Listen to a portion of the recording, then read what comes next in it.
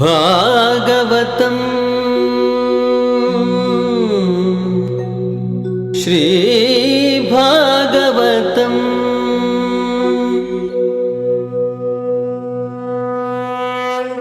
गुरुभ्यो नमः।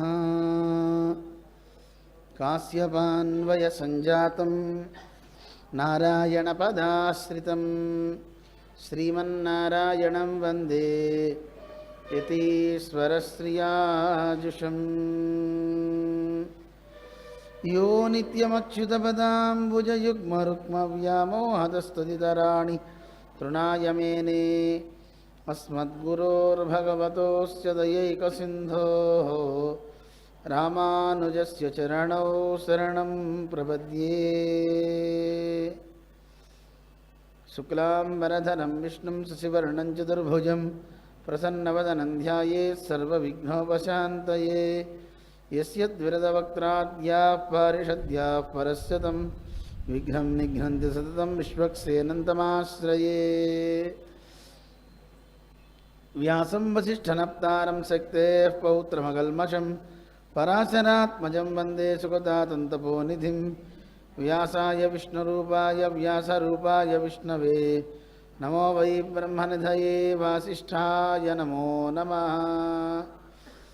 यं प्रव्रजन्तमनपेतमपेतकृत्यं द्वैपायनो विरहकातर आजुहाव पुत्रेति तन्मयतया तरवोऽभिनेदुः तं सर्वभूतहृदयं मुनिमानतोऽस्मि। అందరం చెప్దాం. సంసార సాగరే మగ్నం దీనం మాం కరుణానిధే కర్మమోహ గృహీతాంగం మాముద్ధర భవార్ణవాత్. श्रीमद्भागवत आख्योऽयं प्रत्यक्षः कृष्ण एव हि स्वीकृतोऽसि मया नाथ मुक्त्यर्थं भवसागरे मनोरथो मदीयोऽयं सफलः सर्वदा त्वया निर्विघ्नेनैव कर्तव्यो दासोऽहं तव केशव। सुखरूप प्रबोधज्ञ सर्वशास्त्र विशारद एतत्कथा प्रकाशेन मदज्ञानं विनाशय। पादौ यदीयौ प्रथमद्वितीयौ तृतीयतुर्यौ कथितौ यदूरु नाभिस्तदा पंचम एव षष्ठः भुजान्तरं दोर्युगलं तथान्यौ कंठस्तुराजन् नवमो यदीयो मुखारविन्दं दशमं प्रफुल्लम् एकादशो यस्य ललाटपट्टं शिरोपितु द्वादश एव भाति। तम आदिदेवं करुणानिधानं తమాలవర్ణం సుహితావతారం అపార సంసార సముద్రసేతుం భజామహే భాగవత స్వరూపం. ఓం నమో భగవతే వాసుదేవాయ. ఓం నమో భగవతే వాసుదేవాయ.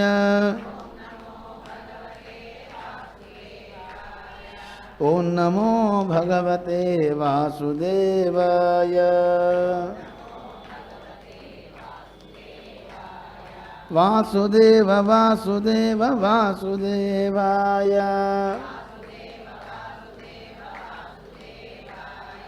వాసుదేవ వాసుదేవ వాసుదేవాయ.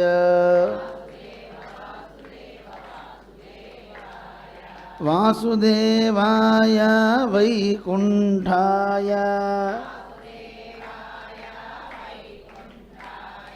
వాసుదేవాయ వైకుంఠాయ. వాసుదేవ వాసుదేవ వాసుదేవాయ.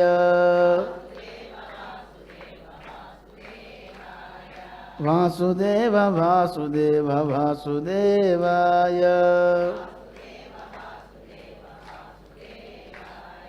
జై శ్రీమన్నారాయణ జై జై జై.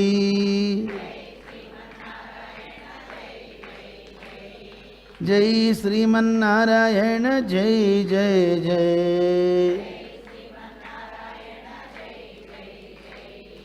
జై శ్రీమన్నారాయణ జై జై జై.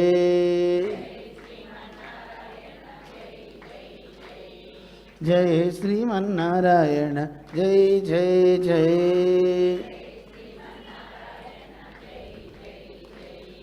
జై జై జై. జై జై జై. జై జై జై. ఓ లక్ష్మీనారాయణ భగవాన్ కీ. सीतारामचंद्र महाराज की. राधा कृष्ण भगवान की. भाष्यकार रामानुज स्वामी जी महाराज की. जीयर स्वामी जी महाराज की. समस्त भक्त वृंद की. जय श्रीमन्नारायण. जय जय श्रीमन्नारायण. भगवत बंधुलारा, శ్రీకృష్ణుని యొక్క వైభవాన్ని మనం శ్రవణం చేస్తున్నాం. దశమ స్కంధం. 10వ స్కంధం చాలా గొప్పది అంటారు. ముఖారవిందం దశమం ప్రఫుల్లం. స్వామి యొక్క అవయవాలన్నీ 12 స్కంధాల్లో ఉన్నాయి. కృష్ణస్య వాంగ్మయీ మూర్తి అంటారు. కృష్ణ పరమాత్మ యొక్క చరితంతా ఒక గ్రంథ రూపంలో వచ్చేసింది. ఆ స్వామి అవయవాలే ఈ 12 స్కంధాలు అని చెప్పారు.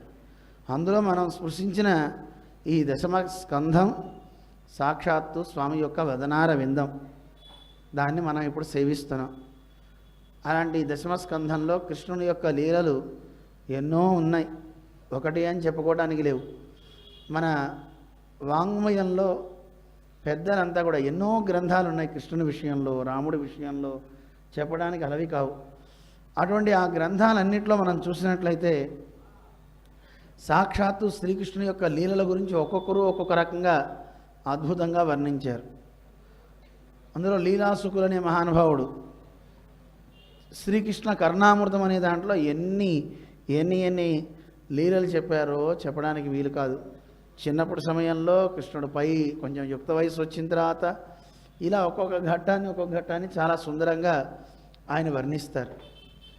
ఎందుకంటే కృష్ణ పరమాత్మ అందరితో కలిసి అందరికి దొంగతనం ఎందుకు చేయాల్సి వచ్చింది, అసలు తన ఇంట్లో పెరుగు లేదా, తానింట్లో వెన్న ఉండదా, ఇవన్నీ ఉన్నప్పుడు పక్కింట్లోకి ఎందుకు వెళ్ళాలి, ఇలాంటివన్నిట్లో చాలా చమత్కారాలు మనకు కనబడుతుంటాయి. దాన్ని చూపిస్తున్నారు మన పెద్దలు. కృష్ణ పరమాత్మ ఒకసారి ఒక ఇంటికి వెళ్ళేట అమ్మతో పాటు. వెళ్ళినప్పుడు పాపం చెయ్యి తగిలి వెన్న కాస్త కింద పడిపోయింది. మన వాడికి అలవాట్లేదు తింటాం. కింద పడిపోగానే గబగబా గబగబా పైకి ఎత్తేసాడు. ఎత్తిన తర్వాత కిందది కొంచెం మట్టి అంటుంది కదా, అది మళ్ళీ ఎక్కడ పడేయాలి ఏం చేయాలని దాన్ని శుభ్రంగా తీసేసుకున్నాడు. తీసుకుంటే టేస్ట్ బాగుందట. అరే, మన ఇంట్లో వెన్న కన్నా పక్కింట్లో వెన్న బాగుంది, బహుశా పక్కిళ్ళల్లో వాళ్ళదే వెన్న బాగుంటుంది, మంది బాగుండదు అనుకుని అప్పటి నుంచి వెళ్ళి చోరత్వం చేసేట. అడిగితే పెడతారు కదా, యాచన చేయొచ్చు కదా, నేను అడగను అన్నట్ట. ఒకసారి అడుక్కున్నాను 3 అడుగులు వామనావతారంలో. పోనీ బలిచక్రవర్తి దగ్గరికి వెళ్ళా, ఆడవాళ్ళని అడుక్కోవడం ఏంటండి చండాలంగాను అని చెప్పి పరమాత్మ అడగడం మానేసేట. అది కాకుండా ఇంకో రహస్యం చెప్పమంటారా? కృష్ణ పరమాత్మ దొంగతనం చేయొచ్చు అలాగా అంటే తప్పేం లేదండి. ఎవరిదా సొమ్ము చెప్పండి? ఆయన సొమ్ము ఆయన తీసుకోవడం దొంగతనం ఏమిటండి? పరమాత్మే కనుక ఇవ్వకపోతే వానలు పడతాయా? వానలే కనుక లేకపోతే పంటలు పండుతాయా? పంటలే రాకపోతే గడ్డి వస్తుందా? గడ్డే లేకపోతే పశువులు మేస్తాయా? పశువులే తినకపోతే పాలు వస్తాయా? అసలు ఈ చరాచరాత్మకమైన ఈ సృష్టిలో ప్రతి వస్తువులో ఆయన తను దాగి ఉన్నాడు కదా. అలా దాగి ఉన్న పరమాత్మని ఎందుకు అలా అనాలి చెప్పండి? ఆయన ఎంత ఏడిపించుకు తిన్నారంటే, కృష్ణుడు చాలా అందంగా నాట్యం చేస్తాడట. అయ్యి కృష్ణ నాట్యం చేయి, నీకు చల్లిస్తామనేవారట. సరే బాబా, ఆయన నాట్యం చేసేవాట. నాట్యం చేసేటప్పుడు ఇలా కాదు, 2 చేతులు చాచు అని నెత్తి మీద 7 కుండలు, ఈ చేతిలో 7 కుండలు, ఈ చేతిలో 7 కుండలు పెట్టేవారు. పోనీ పెట్టి నాట్యం చేయమంటే పోనీ అనుకోవచ్చు. ఈ కింద ఇంకో కుండ పెట్టి ఆ కుండ మీద నిలబడేమనేవారు. ఒక కాలుతో నాట్యం చేయాలి. ఎంత కష్టం ఆలోచించండి. అయినా కృష్ణ పరమాత్మ వాళ్ళు ఇచ్చే చల్ల కోసం, అంటే చల్ల ఆయనకి అవసరమా చెప్పండి? ఇలా అయినా సరే వీళ్ళందరిని అనుగ్రహించాలి అని కోరిక, ఏదో రకంగా వాళ్ళందరినీ బాగు చేయాలని కోరిక. అందుకే చూడండి, ఒక్కోసారి దానం ఎవడు చేయడం అనుకోండి, దానం చేయకపోతే ఆయన ఏదో రకంగా అది మాయమయ్యేలా చేస్తాడు. మాయమైపోయింది అనుకోండి, అప్పుడు ఏమంటాడు వీడు? మీకు అర్థం కాలే. మేము విజయనగరం వెళ్ళాం. ఓ మా అమ్మగారు వచ్చారు మా దగ్గరకు వచ్చి, స్వామి రాత్రిపూట నేను వస్తుంటే నా చేతిలోంచి గాజు ఒకటి కొట్టేసాడు స్వామి, దొరకాలి స్వామి, దండం పెట్టండి, మీరు ఏం చేస్తారో ఏం పూజ చేస్తారో ఇది నా గాజు నాకు వచ్చేయాలి స్వామి. 2 గాజులు స్వామి, ఒక గాజు పోయింది. పోలీస్ కంప్లైంట్ ఇవ్వకపోయావమ్మ, ఇచ్చి చాలా రోజులైంది స్వామి, రావడం లేదు స్వామి అది దొరికితే రామాంజు వారికి ఇచ్చేస్తా స్వామి. నేనన్నా, మా అమ్మ దొరుకుతుందా దొరకదా తర్వాత సంగతి, ఈ గాజు ఉంది కదా ఇది ఇచ్చి రామాంజు వారికి అన్న. అది ఇవ్వదుటండి, పోయిన గాజు ఇస్తుందట. చూడండి, లోకంలో ఉన్న వాళ్ళకి తెలివి చూడండి ఎలా ఉంటుందో. పోయింది దేవుడు పాలు, ఉన్నది వీడి పాలు. అందుకే పాలు పొంగినప్పుడు కూడా ఏమంటాడు? పాలు వచ్చి పిల్లి తాగిందనుకోండి, వెధవ పిల్లి తాగేసింది, సర్లే కృష్ణార్పణం అంటాడు. అదేదో ముందే పిల్లి తాగింది, కృష్ణార్పణం అనొచ్చు కదా, అనబుద్ధేస్తుందా? దేవుడు కానీ అనిపించదండి. నిజంగా దేవుడి దగ్గరికి వెళ్ళి ఇద్దాం అనిపించదండి. మా జిఎస్ స్వామి దగ్గరికి కూడా చాలామంది వచ్చి, స్వామి మీకు 20 ఎకరాల ల్యాండ్ ఇద్దాం అనుకుంటున్నాం అనగానే ఆనందం వేసింది మాకు. స్వామికి చెప్తుండే అబ్బా అని. వారు ఇలాంటివి ఎన్ని చూశారో అన్నారు. వారు దేనికి స్పందించరు. వారికి అన్ని వాడి ముఖ కవళికలను చూస్తేనే స్కాన్ చేస్తారు. జిఎస్ స్వామి అని నేను అన్న, అదేంటండి మీరేం మాట్లాడారు, 20 ఎకరాలు ఇస్తాడంటే మనం వేద పాఠశాల పెట్టచ్చు, ఆవులకి గడ్డి పెంచుదాం, వాడు ఏం చక్కగా బోల్డంత బాగుంటుందంటే అన్నారు. అంటే నేను, స్వామి నేను మాట్లాడతా మీరు ఉన్నానంటే, అక్కర్లా నేను మాట్లాడతా అన్నారు. తీరా చూస్తే వాడు చెప్పింది ఏంటో తెలుసా అండి, స్వామివారు ఆస్తి అంతా మాదే 20 ఎకరాలు రాసి ఇచ్చేసి ఇప్పుడే సంతకం పెట్టేస్తా, కాకపోతే ఒక కోర్టులో కేసు నడుస్తుంది, అది మా ల్యాండ్ కాదు అని ఎవడో మా ల్యాండ్ అని చెప్పి కోర్టులో కేసు వేసాడు. స్వామి అది గనక వస్తే ఆ ల్యాండ్ 50 ఎకరాలు మాది, 20 మీకు ఇచ్చేస్తా స్వామి, 30 నాకు 20 మీకు. అవి కోర్టులో పడి ఎన్నాళ్ళు ఇదైందో, గొడవలైనాయో చూడండి. ఇలాంటిది వచ్చి అంటాడు తప్ప, నిజంగా 50 ఎకరాలు ఉందండి మీకు 20 ఇస్తాను ఎవడని అంటాడా? ఏమండి, పోయిన వస్తువులు ఇద్దాం అనుకుంటారు తప్ప ఉన్నది ఎవడు చేద్దామని అనుకో కొంత కూడా చేద్దామని ఎవరికి మనస్సు రాదు. అందువల్ల పరమాత్మ ఇలాంటి వాళ్ళు ఉంటారని తెలిసే ఆయనే ఏం చేస్తున్నాడు, నా వస్తువు నేను తీసుకోవడానికే ఉంది, ఏదో రకంగా వీళ్ళందరినీ అనుగ్రహించాలి. అనుగ్రహించాలి అంటే అబ్బా వీళ్ళంతా కృష్ణుడికి చల్లపొసారా, వెన్న పెట్టారా అని వీళ్ళ పాపాలన్నీ తుంచిపారేయాలంటే నేనే వెళ్ళి తినాలి అని ప్రతి ఇంటికి వెళ్ళి దొంగతనం చేసేవాట. యమదూతలకి చెప్పేవాట, యమదూతలకి చిత్రగుప్తుగా వాళ్ళ చిట్టా చించేని, సార్ మీకు అందకుండా పైన పెడితే మీరు అలా అంటారేంటండి అంటే వాళ్ళు అందకుండా పెట్టినా ఇంట్లోనే పెట్టారుగా, వాళ్ళ ఇంట్లోనేగా నేను తింది, అనుగ్రహించు వాళ్ళని, వాళ్ళ పాపాలు తీసేయి. ఇలా పరమాత్మ చాలా చిత్ర విచిత్రంగా మన పెద్దలంతా అనుభవించారు. ఇంకో ఆయన చెప్పాడండి, ఏమండి సంధ్యావందనం చేశారా అని అడిగితే నేను చేయలేదన్నాడు. నేను చేయను అన్నట్టు. ఎందుకు చేయరండి? సంధ్యావందనం చేయాలంటే ఎప్పుడు చేయాలి? సూర్యుడు ఉదయించినప్పుడు, సూర్యుడు అస్తమించేటప్పుడు. అలాంటి సూర్యుడు ఎవరండి? సాక్షాత్తు శ్రీమన్నారాయణుడే నా హృదయంలో కృష్ణ రూపంలో ఉన్నప్పుడు ఆ కృష్ణుడు ఒకసారి ఉదయించి ఉన్నాడు, ఆయన అస్తమించేది లేదు, మళ్ళీ ఉదయించేది లేదు. అలాంటి సంధ్యావందనం ఎందుకు చేయాలి? అందుకే లీలాసుకులు అనే మహానుభావులు అంటారు, సంధ్యావందన భద్రమస్తు భవతే భో స్నాన తుభ్యన్నమః. సంధ్యావందనం చేయడానికి వెళ్ళామనుకోండి, కాసేపు మళ్ళీ టైం వేస్ట్. మళ్ళీ స్నానం చేయడానికి వెళ్తే అదో సమయం వృధా. మళ్ళీ పితృదేవతలకి పిండాలు పెట్టాలంటే దానికి ఒక సమయం వేస్ట్. అందుకని మేము మీ అందరికీ ఓ పితృదేవతలారా, ఓ సంధ్యావందనమా అని వీళ్ళందరికీ నమస్కారం పెట్టేసి మీకు ఒకసారి నమస్కారం చేస్తున్నా. మరి నీవు అంత బిజీ ఏమిట్రా, ఏం చేస్తావురా అంటే నేను కృష్ణ రతిలో ఉంటా, కృష్ణ భక్తిలో ఉండిపోతా. మనం కూడా అలా ఉండొచ్చా ఉండకూడదు? కృష్ణ భక్తిలో మన విధులన్నీ మాని కృష్ణ భక్తిలో ఉండాలి. ఉండాలా? ఉండకూడదు. చూసారా, సంధ్యావందనం మానారు కానీ భోజనం మానుతారు ఎవరైనా? టిఫిన్ మానేస్తారు ఎవరైనా?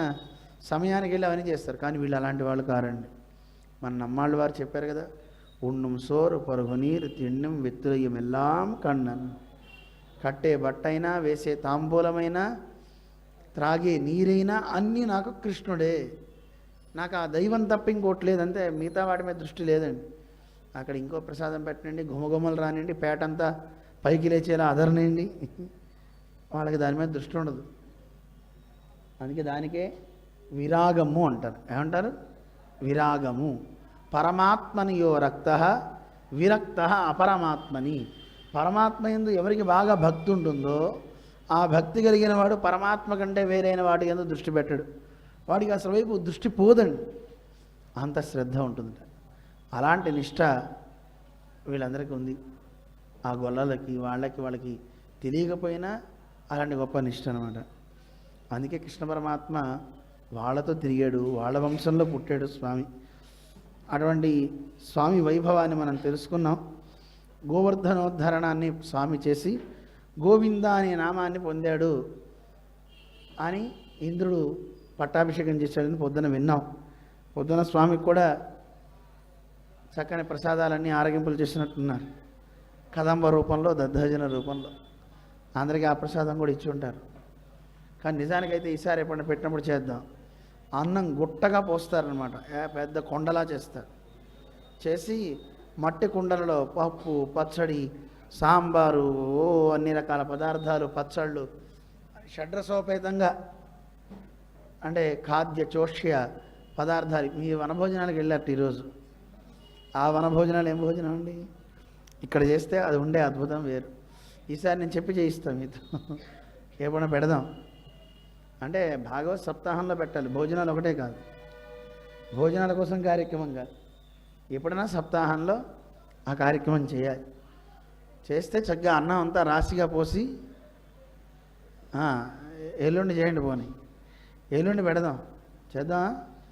రాశిగా పోసి అన్ని రకాలైనటువంటి పదార్థాలు పెట్టి అందరూ కలిసి ఆరగింపు చేస్తారు. అది ఈరోజు వస్తుంది, మీకు చెప్తా ఆ ఘట్టం కూడా. భగవద్భక్తులందరూ కలిసి కూర్చొని తింటే ఎంత అమోఘము, ఎలా ఉంటుంది అనేది. అలా కృష్ణ పరమాత్మ వీళ్ళందరితో చక్కగా ఆటలాడాడు, అన్ని రకాల క్రీడలు చేస్తున్నాడు స్వామి. ఇలా ఉన్న సందర్భంలో గోపికలందరినీ పిలుస్తున్నట్ట కృష్ణుడు. ఆయన వేణునాదం ఎంత గొప్పదండి. ఆ వేణునాదాన్ని కూడా చెప్తారు. ఆయన ఎక్కడికన్నా పశువులను తీసుకువెళ్ళాడు అనుకోండి, వెళ్తే వాటన్నిటికీ ఒక గిరి గీస్తాడట. అక్కడే అవన్నీ మేస్తూ ఉండాలి. ఆయన వెళ్ళి వేణునాదాన్ని చేస్తాడు. ఎప్పుడైతే వేణు రవం చేస్తున్నాడో ఆ తర్వాత మేత మేయడం ఆపేస్తాయటండి. ఒక్క పరక కూడా తినేవాడు. అందరూ గోవులను తీసుకుని మేపుదామని వస్తారు. మిగతా వాళ్ళ ఆటలు పాటలు వేరు. ఇక కన్నయ్య వేణునాదాన్ని చేస్తుంటే గోవులు చూడండి, మనకి చెప్తుంటారు కదా, అవన్నీ కూడా పశుపక్ష్యాదులు జంతువులు ఇవన్నీ కూడా గానానికి ఎలా వసలవుతాయి అని చెప్తూ మన పెద్దలు అంతా అంటుంటారు. పశుర్వేత్తి శిశుర్వేత్తి వేత్తి గానరసం ఫణి అంటారు. వేత్తి అంటే తెలుసుకుంటాయి. ఏది తెలుసుకుంటాయి? చిన్న పిల్లవాడు శిశుర్వేత్తి, పశుర్వేత్తి పశువులు తెలుసుకుంటాయి, ఫణి అంటే సర్పం. ఆ సర్పానికి కూడా సంగీతం తెలుస్తుంటండి, కానీ మనిషికే తెలియదు. ఆ సంగీతం సరిగ్గా మంచి సంగీతం పాడుతున్నారు అనుకోండి, శాస్త్రీయ సంగీతం, అక్కడి నుంచి లేచి వెళ్ళిపోతారు. అదే ఢంచుకు ఢంచుకు పాటలు అనుకోండి, అందరూ ఎగురుతుంటారు. ఆ సంగీతంలో, శాస్త్రీయ సంగీతంలో ఒక అద్భుతం ఉంటుందన్నమాట. అటువంటి ఆ వేణునాదాన్ని స్వామి చేస్తుంటే పశువులు ఎలా ఉన్నాయో వర్ణిస్తారు. మమతల్ మోములు మీదికెత్తుకొని రోమందంబు చాలించి హృత్కమలాగ్రంబున కృష్ణ నిల్పి మురళీగానామృత శ్రేణి కర్ణములంగ్రోలుచు మేతమాని గళితానందాశ్రులై చిత్రతోపములై గోవులు చూచుచున్నవిగో కంజాక్షి వీక్షించితే అంటారు పోతనామాచ్యుల వారు. ఆయన ఒకసారి వేణునాదం చేసేట కృష్ణుడు. ఆ వేణు రవం ఎలా ఉంది అంటే, పశువులు మేద్దామని ఆ తల కింద పెడుతున్నాయట. ఆ వేణునాదంతో వాటికి ఆనందం కలిగింది. పశువులకు ఆనందం కలిగితే ఏం చేస్తాయి? వాటి శిరస్సు అలా పైకెత్తుతాయి. అక్కడ గంగడోలను రాయమంటాయి. చూస్తుంటే మనం చేస్తాం కదా, అలా మమతలు మోములు మీదికెత్తుకొని అలా ఎత్తి ఏం చేస్తున్నాయి? రోమందంబు చాలించి నెమర వేయడం మానేసేట. సహజంగా పశువు తింటూనే ఉంటుంది, తినటం ఆపితే నెమర వేస్తుంది. నెమర వేయడం అంటే తెలుసు కదా, గడ్డి మింగిన తర్వాత గబగబ మింగేస్తుంది. మింగిన దాని తర్వాత ఒక చోట కూర్చుని నెమర వేస్తుంది. బయటికి తీసుకొచ్చి దాన్ని నెమరి లోపలికి రసాన్ని మింగుతుంది. మనం కూడా అలాగే చేయాలా? తిండి కాదు, చదువు. విన్నవన్నీ ముందు వినేయాలి గబగబ. మళ్ళీ నలుగురు కూర్చుని మాట్లాడుకుంటూ దాన్ని స్మరించాలి, నెమర వేయాలి. మనకు అన్నం అలా బయటికి రాదండి. ఒకసారి ఇంత కబళాలు మింగేసి ప్రశాంతంగా కూర్చుని ఇలా బయటికి తీసుకొచ్చి దాన్ని నమిలి మింగడం మనకి చేతనవుతుందా? మన వల్ల కాదు. ఒకసారి అక్కడ దాకా వచ్చిందంటే బయటికే ఉండదు. ఆ పశువులకి పెట్టాడు పరమాత్మ. అందుకని అవి గబగబా తింటాయి, తినేసి మళ్ళీ వాటిని నెమర వేస్తుంటాయి అన్నమాట. మనిషి కూడా జ్ఞానం కోసం అన్ని విద్యను ఆర్జించాలి, తర్వాత దాన్ని మళ్ళీ నెమర వేయాలి, దాన్ని మళ్ళీ గుర్తు తెచ్చుకుంటూ సాధన చేయాలంటారు. అందుకని అవి రోమందంబు చాలించి చేయడం ఆపేశాయి. ఏం చేస్తున్నాయి? హృత్కమలాగ్రంబున కృష్ణు నిలిపి, వాటి హృదయంలో కృష్ణుని నిలుపుకున్నాయట. గళితానందాస్త్రులై, నీళ్లు కళ్ళ వెంట నుంచి కారిపోతున్నాయట ఆ పశువులకి. ఎంత అద్భుతం అండి! చిత్రితోపములై, బొమ్మల్లాగా ఉన్నాయట. గోడ మీద వేస్తే బొమ్మలు ఎలా ఉంటాయో కదలకుండా అలా ఉండిపోయినాయండి. ఎంత గొప్పవి పశువులు! మనిషి ఉన్నాడు ఎందుకండి? ఆ కృష్ణుడి గురించి చెప్పినా లేదు, ఆ వేణు రవాన్ని విందామన్నా వాడికి దృష్టి ఉండదు, పాడు ఉండదు. ఎంతసేపు చపల చిత్తం కలిగిన వాడు మనిషి. అవి చూద్దాం, ఇవి చూద్దాం, దేని మీదన్నా ఒక్కటన్నా మనస్సు నిలుస్తుందండి? నిలుస్తున్నారు కానీ అర్జునుడు అంతటి వాడికే నిలవలేదండి. మనం ఎంత గూఢాకేశుడని పేరు ఆయనకి, ఆహార నిద్రల్ని జయించినవాడు. అలాంటి ఆయనకే వాయోరివ సుదుష్కరం అంటాడు భగవద్గీతలో. కృష్ణ, వాయువుని నిరోధించడం ఎంత కష్టమో ఈ మనస్సుని కూడా కంట్రోల్ చేయడం అంత కష్టం కృష్ణ. అస్సలు ఆగదు, పరిగెత్తుతూనే ఉంటుంది. ఇక్కడే అందరం ఉన్నాం ప్రవచనం దగ్గర. ఎంతమంది ఇక్కడే ఉన్నారు చెప్పండి? ఇక్కడే ఎంతమంది ఉన్నారు? శరీరం కాదు, మనస్సు. రోజు ప్రవచనానికి వచ్చేవాళ్ళ మనస్సు ఇక్కడ ఉంటుందండి. ఇంట్లో ఉన్న టీవీ చూస్తున్నారు, ఏదో అర్జెంట్ పని ఉండి వాళ్ళంతా అనుకుంటారు, అయ్యో ఈరోజు వెళ్ళలేదే, బహుశా ఏం ప్రసాదం పెడతారో, సోమవారు నిన్నేమో 64 చెప్పారు, ఈరోజు ఉదయమేమో మళ్ళీ ఇంకో కదమ్మం లాంటివి చెప్పారు, ఇప్పుడు సాయంత్రం ఏం చేస్తారు అని కొంతమంది. ఏదో ఆ దృష్టి ఉండడం మంచిదే కదా. కొంతమంది అనుకుంటారు కృష్ణలీలలు ఏం చెప్తున్నారు, అయ్యో వింటే బాగుండేది కదా అనిపిస్తుంది కదా. కానీ ఇక్కడున్న మనకేమో ఇది వనజ వస్తుంది ఈరోజు రాలేదు, అది వెళ్ళి ఉంటుంది బహుశా నాతో చెప్పింది అని మన మనస్సు అక్కడికి పోతుంది. శరీరం ఇక్కడ ఉంటుంది, మనస్సు ఎక్కడ ఉంటుంది. కానీ ప్రధానంగా దేవుడి దగ్గర ఉండగలగాలి. అలా అందుకే దీన్ని ఉపన్యాసము అంటారు. ఏమంటారు? ఉపన్యాసం అంటే ఏమిటి అర్థం? ఉప అంటే దగ్గరగా, న్యాసము అంటే ఉంచడం, దగ్గర ఉంచుట. ఈ చెప్పే విషయం దగ్గర ఉంచాలి. భాగవతం దగ్గర కృష్ణుడి మీద ఏముంచాలి? మనస్సు ఒక్కటి ఉంటే మిగతా ఇంద్రియాలన్నీ అక్కడే ఉంటాయండి. ఆ మనస్సు ఒకటే ఉండదు కనుక ఇంద్రియాలు అటు ఇటు పోతుంటాయి. మనస్సు ఏకాగ్రమైతే దృష్టి పోతుందా? అటు ఇటు ఏదైనా వినపడుతుందా? మీరు కావాలంటే చూడండి, మీ మనసుతో దేని మీద నా దృష్టి ఎక్కువ పెడితే పక్కన వాడు ఏం మాట్లాడుతున్నా మనకి తెలియదు. ఎరా నేను నీకు చెప్పా కదరా, విన్నావా లేదా? అయ్యో నేను వెళ్ళలేదురా, ఎప్పుడు చెప్పావరా? మరి నీ పక్కనే కూర్చొని చెప్పా కదరా, అయ్యో నా దృష్టి అంతా అక్కడే పెట్టాను రా, అందుకే నేను వెళ్ళలేదు అంటుంటారా అనరా? ఏకాగ్రత అనేది దేవుడి కంటే భిన్నమైన విషయాల్లో వస్తుంది తప్ప దీని దగ్గర రావట్లే మనకి. దీని దగ్గర రావాలి. కానీ కొంతమంది అంటారు, మన దగ్గరికి వచ్చే స్వామివారి దగ్గర ఒకసారి నేను విన్నా, స్వామి నాకు ఆత్మసాక్షాత్కారం కలిగిందండి అన్నాడు ఒక ఆయన. బాగుంది నాయన, ఎలా ఉంటుంది ఆత్మసాక్షాత్కారం? బ్రహ్మాండం అండి, అసలు నాకు ఇవి చేయాలన్నది అవి చేయాలన్నది అంటే ఒకటే చెప్పారు స్వామివారు, నిజంగా ఆత్మసాక్షాత్కారం కలిగితే ఈ జనాల మధ్యలో ఉండడు వాడు. ఉంటాడా? అస్సలు ఉండడు. ఏవగింపు కలుగుతుంది, అసహ్యం కలుగుతుంది. మీకు చూడండి, తాగినవాడి పక్కన ఉండగలుగుతారా? ఏదైనా దుర్వాసన వచ్చే చోట ఉండగలుగుతారా? 4 చెడ్డ మాటలు మాట్లాడే వాళ్ళ పక్కన కూర్చోవడం మనకి ఇష్టం ఉండదండి. ఎప్పుడు ఒక స్థితి వచ్చిన తర్వాత, చిన్నగా మనం పరిణతి చెందిన తర్వాత, ఈ అభ్యాసం ఎక్కువైన తర్వాత చెడ్డ మాటలు మాట్లాడద్దు, చెడ్డ సంఘం మనం చేయొద్దు అనుకున్న తర్వాత ఎవరన్నా అక్కడ కూర్చున్నాంటే వాడిని చూసి వెళ్ళిపోతాం. మళ్ళీ వస్తానండి, నమస్కారం, అర్జెంటుగా ఏదో ఉందండి, వెళ్ళేసి వచ్చేస్తా తప్పకుండా అంటాడు. వెళ్ళడు వాడు, తప్పించుకుంటాడు. ఎవడికో అసలు భయపడతాడా? ప్రపంచం తలకిందులు కానీ ఎవడేమన్నా అనుకొని వాడి కృష్ణ స్మరణ, వాడి భావన వాడు అలా చేసుకుంటూ పోతాడు అంతే. ఎవరికి భయపడ్డు. మా చిన్నప్పుడు ఒక అమ్మాయిని చూసాను మా ఆలయంలో, తనకి ఏది తెలియదండి. ఆవిడ అలా కృష్ణుడి పాటలు పాడుతూ పాడుతూ పాడుతూ గుడి చుట్టూ తిరుగుతూ ఆ గోడలకి డబామని గుద్దేసుకుంటుందండి. ఆ స్తంభాలకి వాటికి దెబ్బ తగిలిపోతుంటుంది. ఎవరో ఒకళ్ళు వచ్చి అమ్మమ్మ అనిపిస్తే మన కళ్ళు తెరిచి మళ్ళీ అలా తిరుగుతూనే మళ్ళీ పాట పాడుతూ వెళ్ళి, పాపం వాళ్ళ అమ్మ వాళ్ళంతా బాగా ఆర్థికంగా ఉన్నవాళ్లే, కానీ ఆ అమ్మాయికి ఆ భగవంతుడు అంత యోగ్యత ఇచ్చాడు. చిన్నపిల్లే అందంగా పాడుతుంది. పాడుతూ పాడుతూ పాడుతూ వచ్చేసి ఆ గుమ్మాలకి ఈ స్తంభాలు ఉంటాయి కదా, కళ్ళు మూసుకుని పాడుతూ టపామని కొట్టేసుకుంటే మూతికి తగిలి ఇక్కడ తగిలి నెత్తురే, అయినా ఆగదు, వెళ్ళిపోతున్నాను. గబగబా ఆ అమ్మాయిని 4 కూర్చోబెట్టి పక్కన వాళ్ళ అమ్మ వాళ్ళని పిలిచి పంపించేస్తుంటారు. వాళ్ళ అమ్మ వాళ్ళు ఈ అమ్మాయికి దైవం పిచ్చి ఎక్కువైపోయిందని దేవుడు విగ్రహాలు అన్నిటినీ తీసి మూటగట్టి పైన పారేశారు. అంత భక్తి ఉంటే మంచిదా చెడ్డదా చెప్పండి? మంచిదేనా? కానీ అదే భక్తి మీ పిల్లలకు వస్తే మీరు తట్టుకుంటారా చెప్పండి? తట్టుకుంటారంటే ఎక్కడో అదృష్టం ఉంటేనే.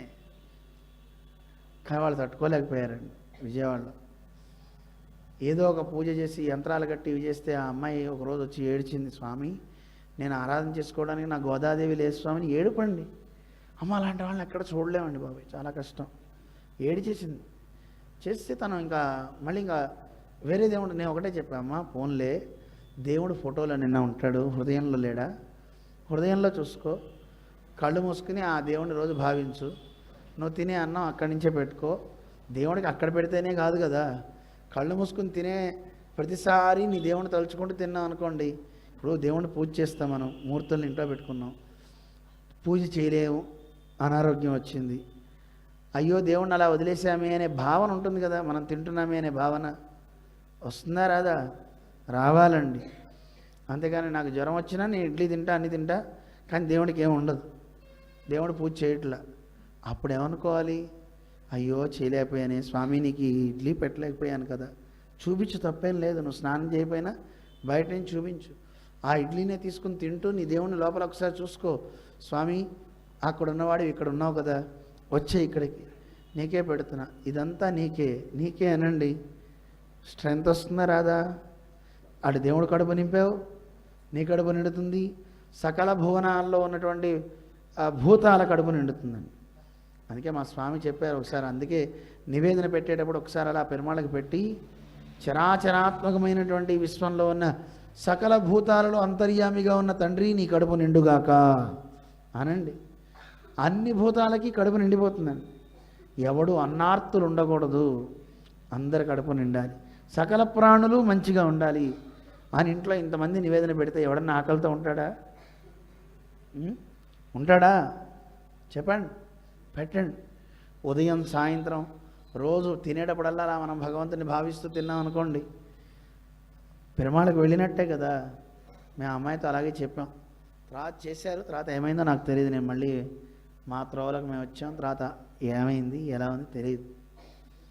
కానీ వాళ్ళ పేరెంట్స్ మాత్రం విజృంభించి ఆ అమ్మాయికి ఆ పిచ్చి తగ్గాలనుకున్నారు. ఆ పిచ్చి మంచి పిచ్చి అండి. కొంతమందికి ధన పిచ్చి ఉంటుంది, కొంతమందికి బంగార పిచ్చి ఉంటుంది, పేరు పిచ్చి ఉంటుంది. పిచ్చి లేనివాడు ఎవడన్నా ఉన్నాడా లోకంలో? పేరేన్ ఎన్ను, నన్ను అందరూ పిచ్చివాడు అంటారు. ఎనక్కు యావరూం పేయరేన్, నాకు అందరూ పిచ్చోళ్ళే అన్నారు ఆళ్వార్లు. నన్ను అందరూ పిచ్చోడు అంటున్నాడు. పిచ్చి లేనివాడు కూడా అందరూ పిచ్చోళ్ళే, నాకు కూడా. ఎంత బాగా చెప్పారు. ఎందుకు అలా చెప్పారంటే, నన్ను ఎప్పుడు దేవుడు పిచ్చి నాకు అన్నారు. వాళ్ళకి పిచ్చి లేదా? ఒకడికి స్త్రీల పిచ్చి ఉంది, ఒకడికి ధన పిచ్చి ఉంది, ఒక్కొక్కడికి ఒక్కొక్క దాహం, ధనదాహం, కీర్తిదాహం, ఇలా అందరూ ఉన్నారు కదా. కానీ అందరూ ఏమంటారు, ఇలా గుళ్ళకు వచ్చేవాడిని చూసి విమర్శిస్తూ ఉంటారు, ఎప్పుడు గూడే వీడికి అని. వాడు ఎప్పుడు రాజకీయాలే, ఇంకోడు ఎప్పుడు తన్నులాటలే, అందరూ అలాగే ఉన్నారు కదండి. వీటిల్లో ఏది మంచిది ఆలోచించుకోండి. ఏది మనిషి యొక్క గుణాలను పెంచుతుంది, ఏది మనిషిని ఇంకా తీర్చి అందంగా తయారు చేస్తుంది, అది కదా కావాల్సింది. అందుకే మన ఆలయాలు చాలా గొప్పవి. మనుషుల్ని తీర్చిదిద్దేటటువంటి కేంద్రాలు ఆలయాలు. ఆలయంలో కాసేపు కూర్చున్నామంటే మన మనస్సు ట్యూన్ అవుతుంది. కూర్చుని ఏం చేయాలి? ఇలాంటి మాటలు మాట్లాడుకోవాలి. కనీసం నెలకు ఒకసారి 2 రోజులో 3 రోజులో ఇలా ఒక సత్సంగాలు పెట్టుకొని ఎవరో ఒక పెద్దల్ని పిలుచుకొని 4 మంచి మాటలు మాట్లాడుకున్నాం అనుకోండి, మనందరికీ కూడా మంచి తెలుస్తుంది కదా. మంచి తెలియడం ఒక ఎత్తు, నేను బాగుపడతానా బాగుపడినా పక్కన పెట్టేయండి. ముందు వినడం అనేది ఒక గొప్ప సంస్కారం. వినాలా వద్దా? వినాలి. వినడం ఒక చాలా చాలా గొప్ప సంస్కారం. ఆ సంస్కారం మనం కనుక ఇనుమడించుకుంటే అది మనకి చాలా మంచిదన్నమాట. అటువంటి శ్రవణ సంస్కారాన్ని మన పెద్దలు మనకి తెలియజేశారు. వినాలి, దాన్ని మనకి తెలియజేస్తున్నారు. అందుకే పశుపక్ష్యాదులన్నీ కూడా అలాంటి గొప్ప భావంతో ఉన్నాయి, అవన్నీ చక్కగా ఉన్నాయి అని అంటారు. అవన్నీ ఆ వేణుగానాన్ని విని అవి కూడా తరించాయి అని చెప్పారు. ఆ తర్వాత శ్రీకృష్ణ పరమాత్మ గోపికలందరినీ పిలిచాట. ఎలాంటి వాళ్ళ గోపికలు? వాళ్ళకి కృష్ణ భక్తి తప్ప ఇంకోటి ఏం తెలియదని. వాళ్ళు ఒకసారి కృష్ణుడి కోసం అత్తగారు చెప్పిందట, ఎప్పుడు కృష్ణ కృష్ణ ఏమిటే, పోండి బయటికి వెళ్ళి పాలు పెరుగు అమ్మిరండి, ఇంకోసారి కృష్ణ అన్నారా మీ పని చెప్తా అన్నారు.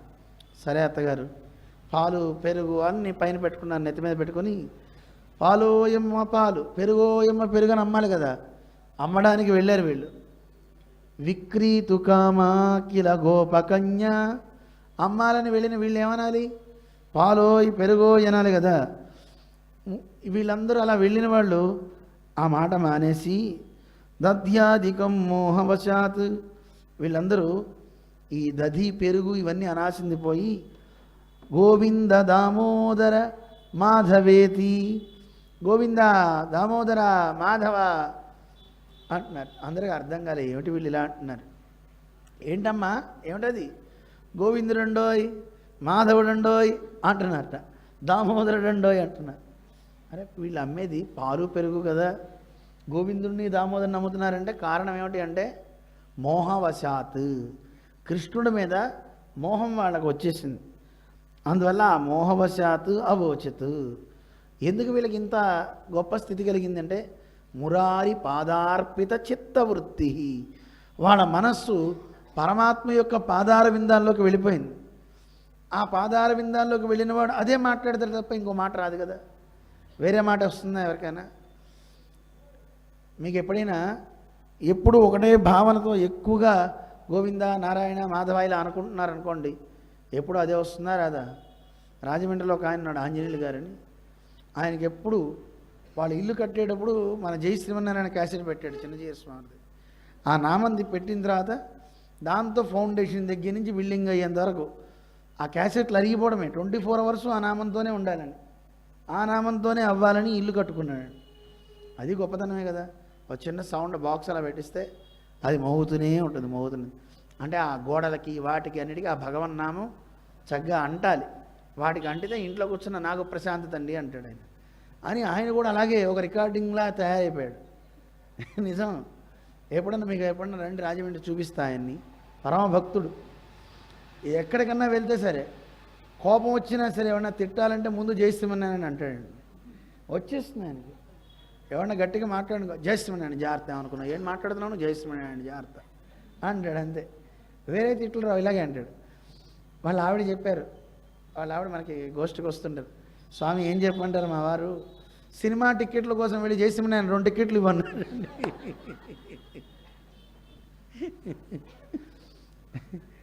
మామూలుగా బాబు 2 టికెట్లు ఇవ్వనాలి కదా, అక్కడ కూడా వెళ్ళి జయశ్రీమన్నారాయణ 2 టికెట్లు ఇచ్చిన తర్వాత ఆవిడ చిల్లర లేదన్నాడు. చిల్లర లేదంటే అండి, చిల్లర లేదట జయశ్రీమన్నారాయణ.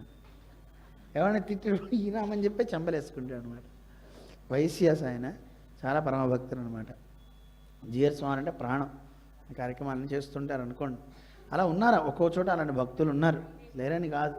ఆ నామం యొక్క ప్రభావం అలా లోపల ఉంటే ఏమవుతుందంటే అదే వస్తుందండి. మీరు అంతెందుకు దేవుడి విషయమే కాదు, ఏ విషయంలో అయితే మీ మనస్సు బాగా లగ్నం అవుతుందో ఆ లగ్నమైన తర్వాత రాత్రి పడుకుంటే మీకు నిద్రలో అదే వస్తుంది. వస్తుందా రాదా?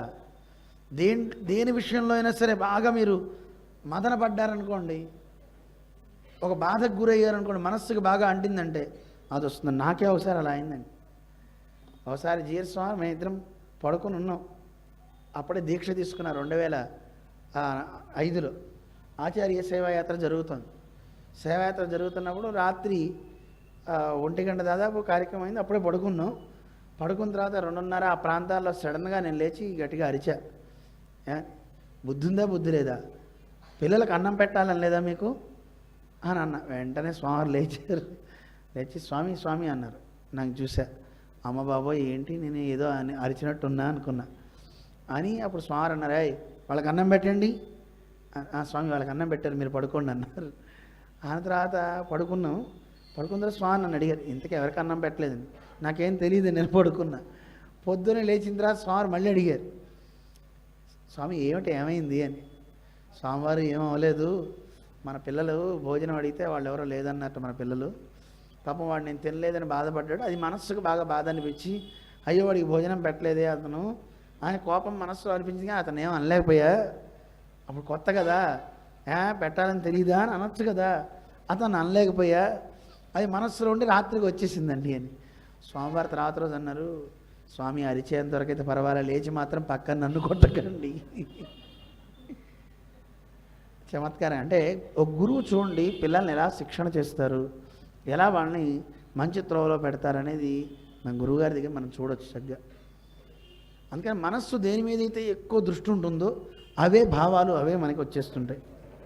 అందుకని ఈ గోపికలంతా అలా ఉన్నారనమాట. అదే కాదండి, మనకే కాదు పరమాత్మకు కూడా ఈ స్థితి ఉంటుంది. ఉంటుందా ఉండదా? మనకెంత స్థితి ఉంటుందో దేవుడికి అంతే స్థితి ఉంటుందండి.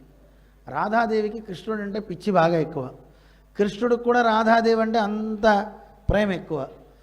ఆ ప్రేమతో ఏం చేసేట ఒకసారి ఇద్దరు, అటు రాధాదేవి పొద్దున్నే ఇంటి పని చేసుకోవాలి కదా, ఆ రాధాదేవి పెరుగు చిలకడానికని వెళ్ళిందట. రాధా పునాతు జగదచ్యుత దత్త చిత్త, తన మనస్సుని కృష్ణుడికి ఇచ్చేసింది ఆవిడ. మనస్సు మన దగ్గర లేదనుకోండి ఏం చేస్తున్నామో మనకి తెలియదు. మనస్సు సరిగ్గా లేనివాడు అన్నం ఇప్పుడు టీవీ చూస్తున్నారు అనుకోండి, వాడు అన్నం తినకుండా పచ్చడి తీసుకు తింటుంటాడు, లేదా కింద పడ్డవి తింటూ ఉంటాడు. ఈ మధ్య చూసే ఉంటారు మీరంతా అలాంటివి. తిండి తినేవాడు ఈ సెల్ ఫోన్స్ చూస్తూ తింటుంటారు కదా, తినేటప్పుడు అన్ని కంచంలో వడ్డించింది వాళ్ళ ఆవిడ, వడ్డించిన తర్వాత ఆ కంచం అక్కడ పెట్టిన తర్వాత ఆవిడ తీసి పక్కన పెట్టుకుంది. పక్కన పెట్టేసిన తర్వాత వీడేం చేశాడు, ఆ కంచం తీసింది కూడా చూడలే, అక్కడ పప్పు అవి ఉంటే తీసుకుని ఇలా వేసుకున్నాడు, అన్నీ నేల మీదే. అన్నం వీడే వడ్డించుకున్నాడు, అన్నీ నేల మీదే. అలాగే కలుపుకొని తినేస్తున్నాడు. ఏం చూస్తూ? సెల్ ఫోన్ చూస్తే. ఎంత పాడు చేస్తుందండి సెల్ ఫోన్. నేను ఎవరో ఒక ఆయన వచ్చాడు, స్వామి మాది ఏం చేస్తుంటావు ఆయన అడిగితే, మా సెల్ ఫోన్ కంపెనీ అండి అన్నాడు. ఓహో, జనాల్ని పాడు చేసేది మీరేనా నాయన? అంటే ఎంత దృష్టి వాళ్ళకి దాని మీద వెళ్ళిపోతుంది. కాసేపు ఒక్క 5 నిమిషాలు టకటక అది పక్కన బారేసి తినేసి సకత్ రాత్రి చూసుకోవచ్చు కదా, ఎక్కడ తింటున్నాడు, ఏం తింటున్నాడు, ఏం అందులో పాకుతున్నాయో కూడా తెలియదండి. మీకు ఇంకో విషయం తెలుసా, తినేటప్పుడు కనుక ఏం చూడకుండా గబగబా టీవీలు గట్రా చూడకుండా తింటే ఆరోగ్యానికి ఆ అన్నం పడుతుంది. అలా కాకుండా ఏదైనా చూస్తూ తింటే శరీరం ఇంకా ఇంకా ఇంకా ఇంకా ఇంకా పెద్దగా అయిపోతుంది, మంచిది కాదు.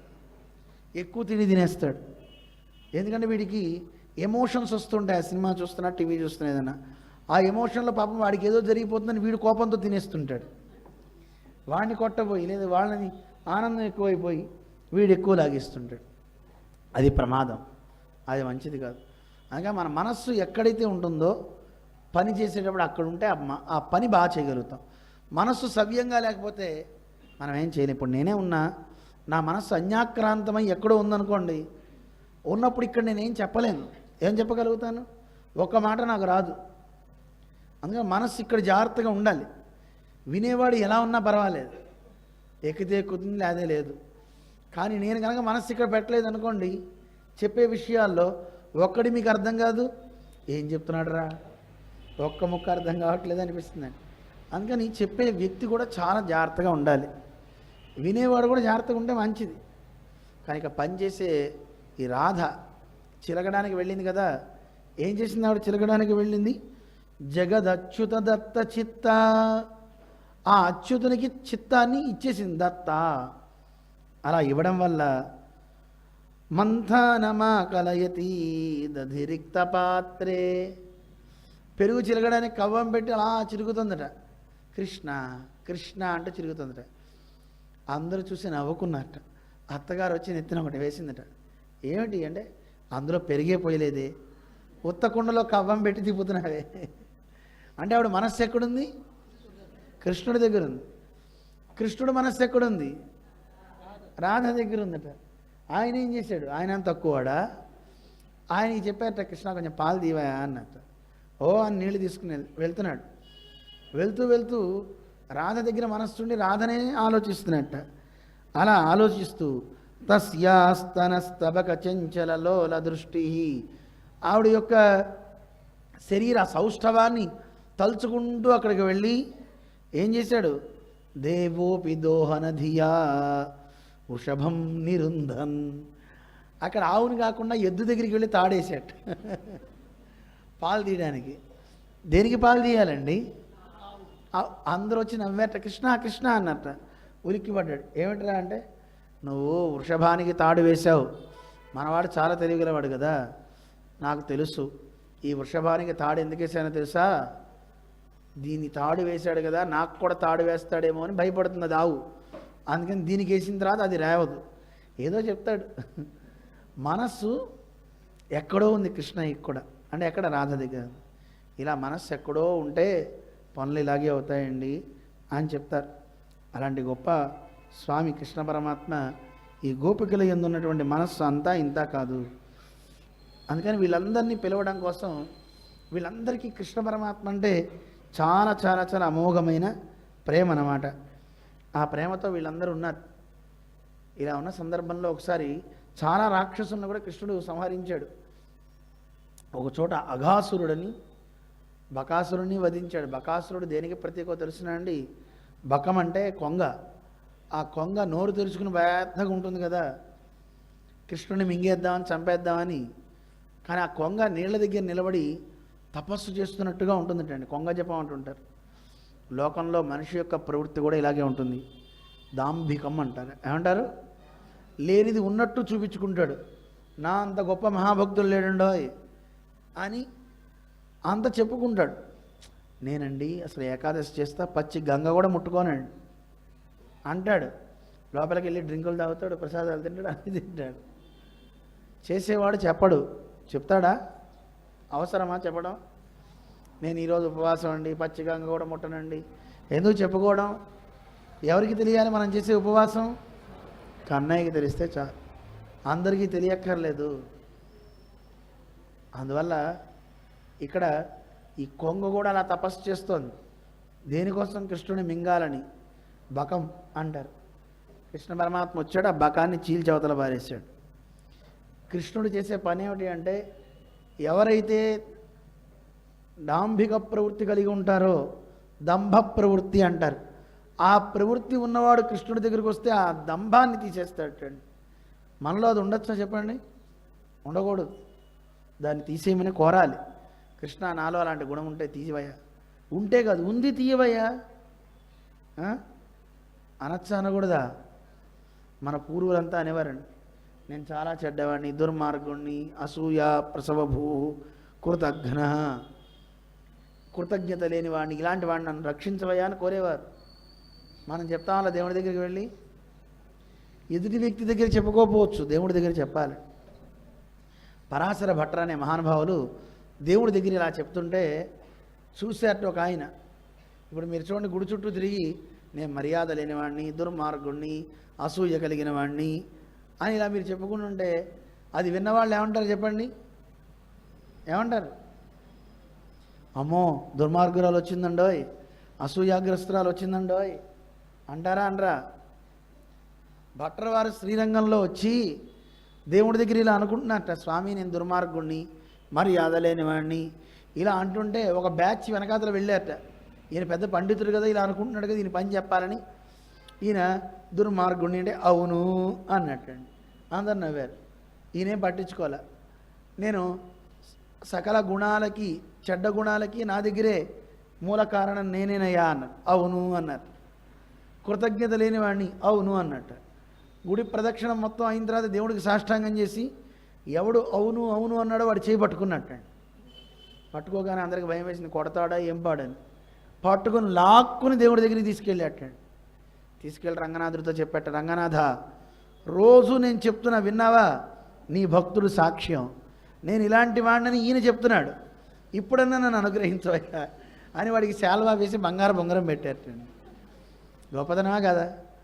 వాడు ఆశ్చర్యపోయాడు. అమ్మా నేను ఇలా ఇన్ని వెక్కిరించినా అవమానిద్దాం అనుకున్నా ఈయన దాన్ని ఎంత బాగా తీసుకున్నాడండి. అదే కనుక మన ఎవరన్నా అంటే ఊరుకుంటా, నేనేదో దుర్మార్గుడిని అనుకుంటే నువ్వు అవునంటావుట్రా, చెంప బగల కొడతామనుకున్నావు అంటామానమా? ఎవరన్నా ఉపన్యాసాలు చెప్పేటప్పుడు మాట్లాడమంటే మాట్లాడుతూ మాట్లాడుతూ రెండు మాటలు చెప్తుంటారు. ఏమని? నాకు అసలు ఏ చదువు రాదు, బుర్ర తక్కువ అండి, నాకేదో గురువుగారు ఇచ్చారు మైకి మాట్లాడమన్నారు కనుక మాట్లాడుతున్నా, నాకు ఏ యోగ్యత లేదు అన్నాడు అనుకోండి. కింద ఉన్న ఆడియన్స్ ఏ యోగ్యత లేనప్పుడు ఎందుకు ఎక్కా దిగు అన్నారు అనుకోండి, ఎలా ఉంటుంది చెప్పండి? కోపం వస్తున్నారు అదే వాడికి. లోకంలో అందరూ అలా ఉంటారు, కానీ ఆయన చూడండి ఎంత గొప్పవాడు. అందువల్ల ఈ ప్రవృత్తులు మన దగ్గర ఉన్నాయని చెప్పుకోవాలి, ఒప్పుకోవాలి. ఎవరి దగ్గర? పక్కవాడి దగ్గర ఒప్పుకుంటే వాడు వెక్కరిస్తాడు, మనం తట్టుకోలేము. అందుకని దేవుడి దగ్గర, గురువు దగ్గర చెప్పుకోవచ్చు. తండ్రి నేను ఇలాంటి గుణాలు కలిగిన వాడిని, నాకు మంచి గుణాలు ఇవ్వు, నన్ను అనుగ్రహించు. అడగచ్చా అడగకూడదా?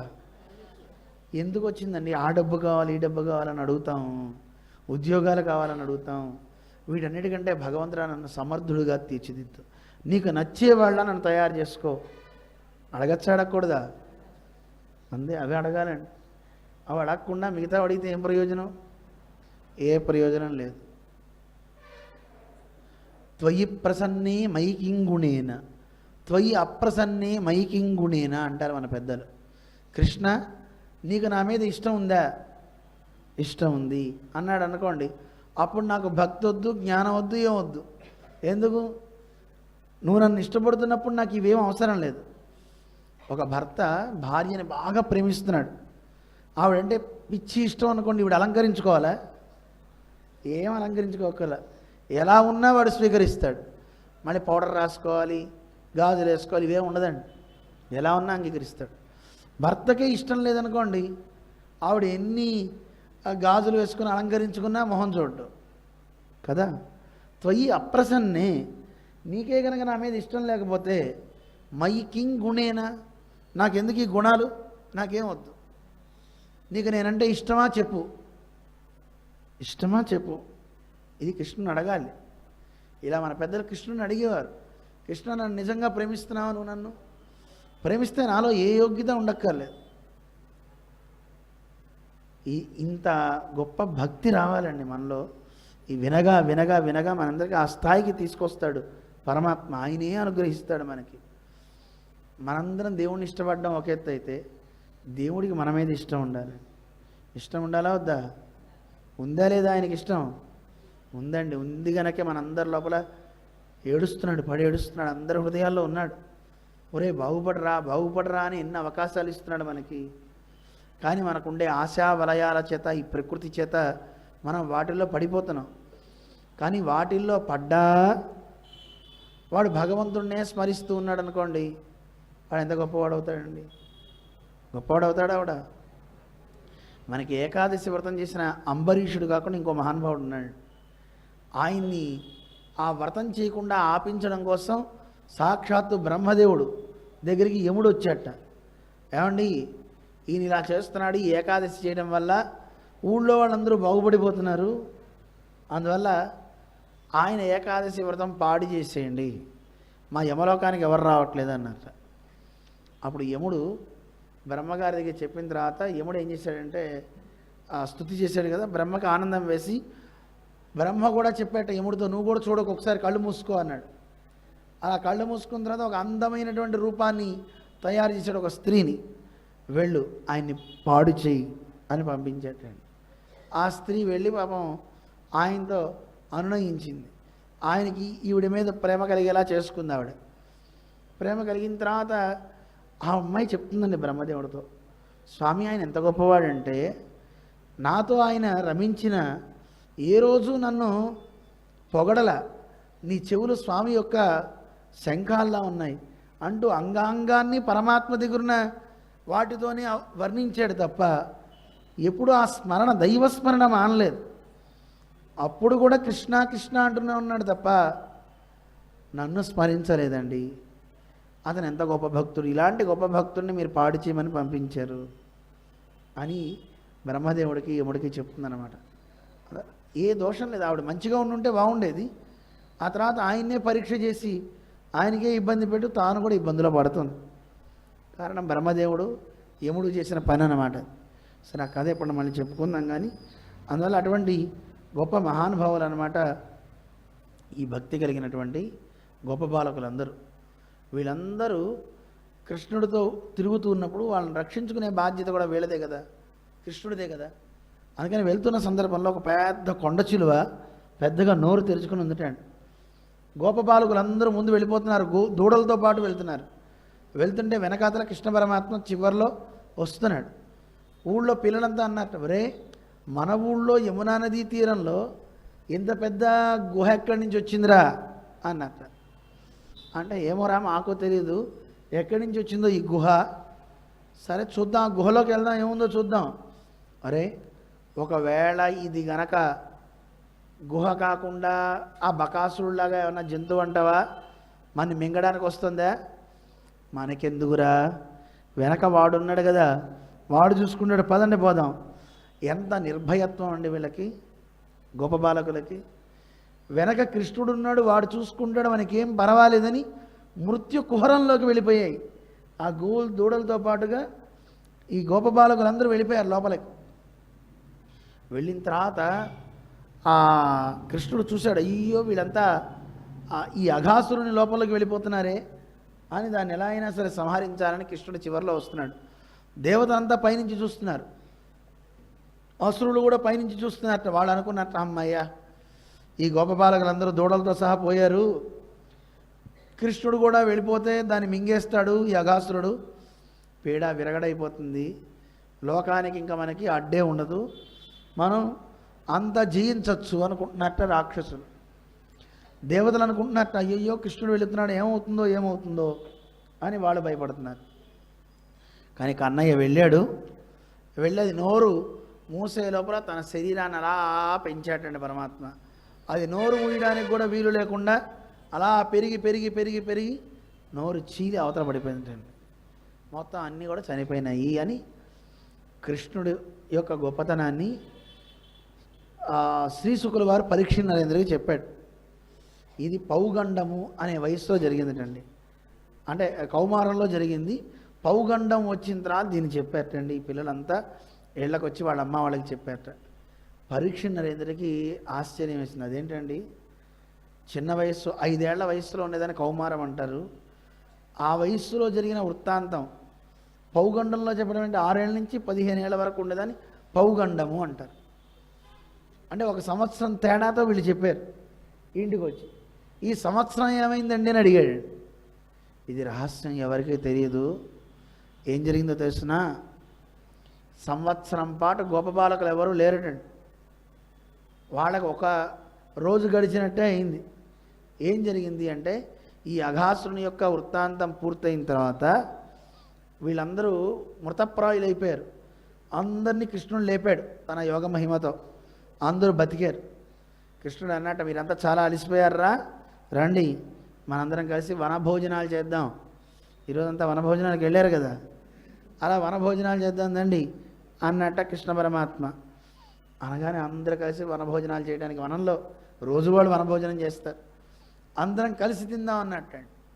పరమాత్మతో తినడం అనేదే గొప్ప అద్భుతమైన విశేషం అండి. విడిగా మనం తినటం వేరు, కృష్ణుడితో కలిసి తినటం వేరు. గోపికలు మిగతా దేవతలు అందరూ కోరుకుంటారు, ఇలా మాకు కావాలి మాకు కావాలి. ఈ గోప బాలకుల యొక్క అదృష్టం ఎంత గొప్పదో అంటారు. ఎన్నడునైన యోగి విభులు ఎవ్వని పాద పరాగమింతయో కన్నుల గానరట్టి హరి అంటారు. ఆ పరమాత్మ యొక్క పాద పరాగం ధూళిని కూడా కోట్ల సంవత్సరాలు తపస్సు చేసినా కనుగోలేనిటువంటి వాళ్ళు ఋషులు. అంత గొప్పవాడు సర్వేశ్వరుడు. ఆయన ఏం చేశాడు, ఇప్పుడు ఈ వల్లభ కుమారులు అంటే యాదవ పిల్లలందరూ కూడా కృష్ణ అని పరిగెత్తుకుంటూ వచ్చి అలా కొడతాట.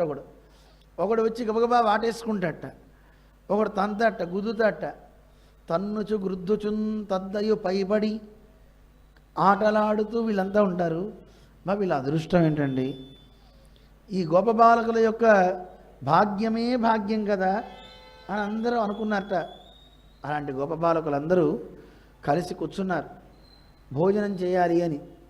మరి కృష్ణ పరమాత్మ కూడా భోజనం చేయాలి కదా, ఆయన చేతిలో వేణు ఉంది, సద్ది మూటలు ఉన్నాయి అందరి దగ్గర. అప్పుడు కృష్ణుడు ఏం చేశాడు అంటే, బిభ్రద్వేణుం జఠరపటయో శృంగవేత్రే చ కక్షే. ఆయన బట్ట ఇలా పై కిందకి నడుము కట్టుకుని ఉన్నాడు. అమ్మ బట్ట కట్టిన తర్వాత ఇంకోటి వస్త్రం చుట్టి పెడుతుందట. చుట్టిన తర్వాత ఆ పైన ఉన్న వస్త్రాన్ని కూడా మళ్ళీ నడుము కట్టేట. ఈ చేతిలో ఉన్న వేణువుని బొడ్లో దోపేట. ఇంకో కర్రలో పెట్టుకుంటారు కదా, దాన్ని చంకలో పెట్టుకున్నట్ట. అందరూ కలిసి తిందామని కూర్చున్నట్ట. ఈ తిందాము అని కూర్చునేసరికి అక్కడికి ఒక్కొక్కరు ఆ ఆహారాన్ని తినడంలో ఒక అందాన్ని చెప్పారండి. ఆహారం తీసుకునేటప్పుడు అందరూ పెరుగన్నం పెట్టుకున్నారు. ఈ వేళ్ల మధ్యలో ఊరగాయలు పెట్టుకున్నట్టండి. ఆవకాయ ఉత్తరాదిలో కూడా స్పెషల్ అనమాట, మనకి తెలియదు. దక్షిణాదిలో మన వైపే అనుకుంటాం మనంతా. కానీ పెరుగన్నం ఇటు పెట్టుకుని తినటం మనకి చేత కాదు. వాళ్ళు చూడండి, ఇలా పెరుగు తినటం, చెయ్యిడు తిప్పి ఆ ముక్క కొరకటం, ఇలా వాళ్ళు తింటుంటారట. మాటి మాటికి వేలు మురిచి ఊరించుచు నూరగాయలు తినుచునొక్కడు. వాడిని తింటూ అబ్బా ఎంత బాగుందో చూడరా అని తింటున్నట్టు ఒకడు పెరుగన్నాన్ని తింటూ ఆ ముక్కలు ఊరగాయని కొరుకుతూ అలా తింటుంటే ఇంకోటి ఏం చేశాడు, పాపం తెచ్చుకున్నది ముందే తినేసేట. వాడికి ఆకలి ఎక్కువ, వైశ్వానరాగ్ని బాగా మండుతూ ఉంటుంది. కొంతమందికి ఆకలి ఎక్కువ అండి, తినే కొద్దీ ఇంకా తినాలనిపిస్తూ ఉంటుంది. అలాంటి ఒక పిల్లవాడు ముందే తినేసాడు. పాపం వీడి దగ్గర ఏం లేదు, ఏం చేయాలి అని వాడి కంచంలో వాడికి తెలియకుండానే పక్కవాడి కంచంలోంచి, అంటే కింద పెట్టుకున్న రాకులు వేసుకుని, ఒకని కంచమలోని తొడసి చెయ్యని మృంగి గబగబా తీసుకుని మింగేసేట. ఒరే నాది నువ్వు తిన్నావు కదా అడిగితే ఎక్కడ తిన్నా నన్ను అడిగితే పే అన్నట్ట వాడు తినేసాడు. తినేసి చూడు లేదని నోరు చూపునొకడు, నా నోట్లో ఎక్కడుందిరా నేను తినలే అన్నట్ట. ఇంకోటి కూడా ఇంకా వైశ్వానరాజ్ఞి ఎక్కువ వీడికి, అంటే లోపల అగ్నిహోత్రుడు బాగా మండుతున్నాడు ఒకడికి. వాడు తెచ్చుకున్నది పొద్దున్న తినేసాడు. చూసేట ఇన్ని వెరైటీస్ ఉన్నాయి, ఇప్పుడు ఏం చేయాలి అని వీడు అన్నట్టు, రే ఒక ఆట ఆడదామా అన్నట్ట. ఒక పిల్లోడు ఏం ఆడదానరా, 5, 6 అన్నం తినాలరా, ఎవరు తింటారా అన్నారు.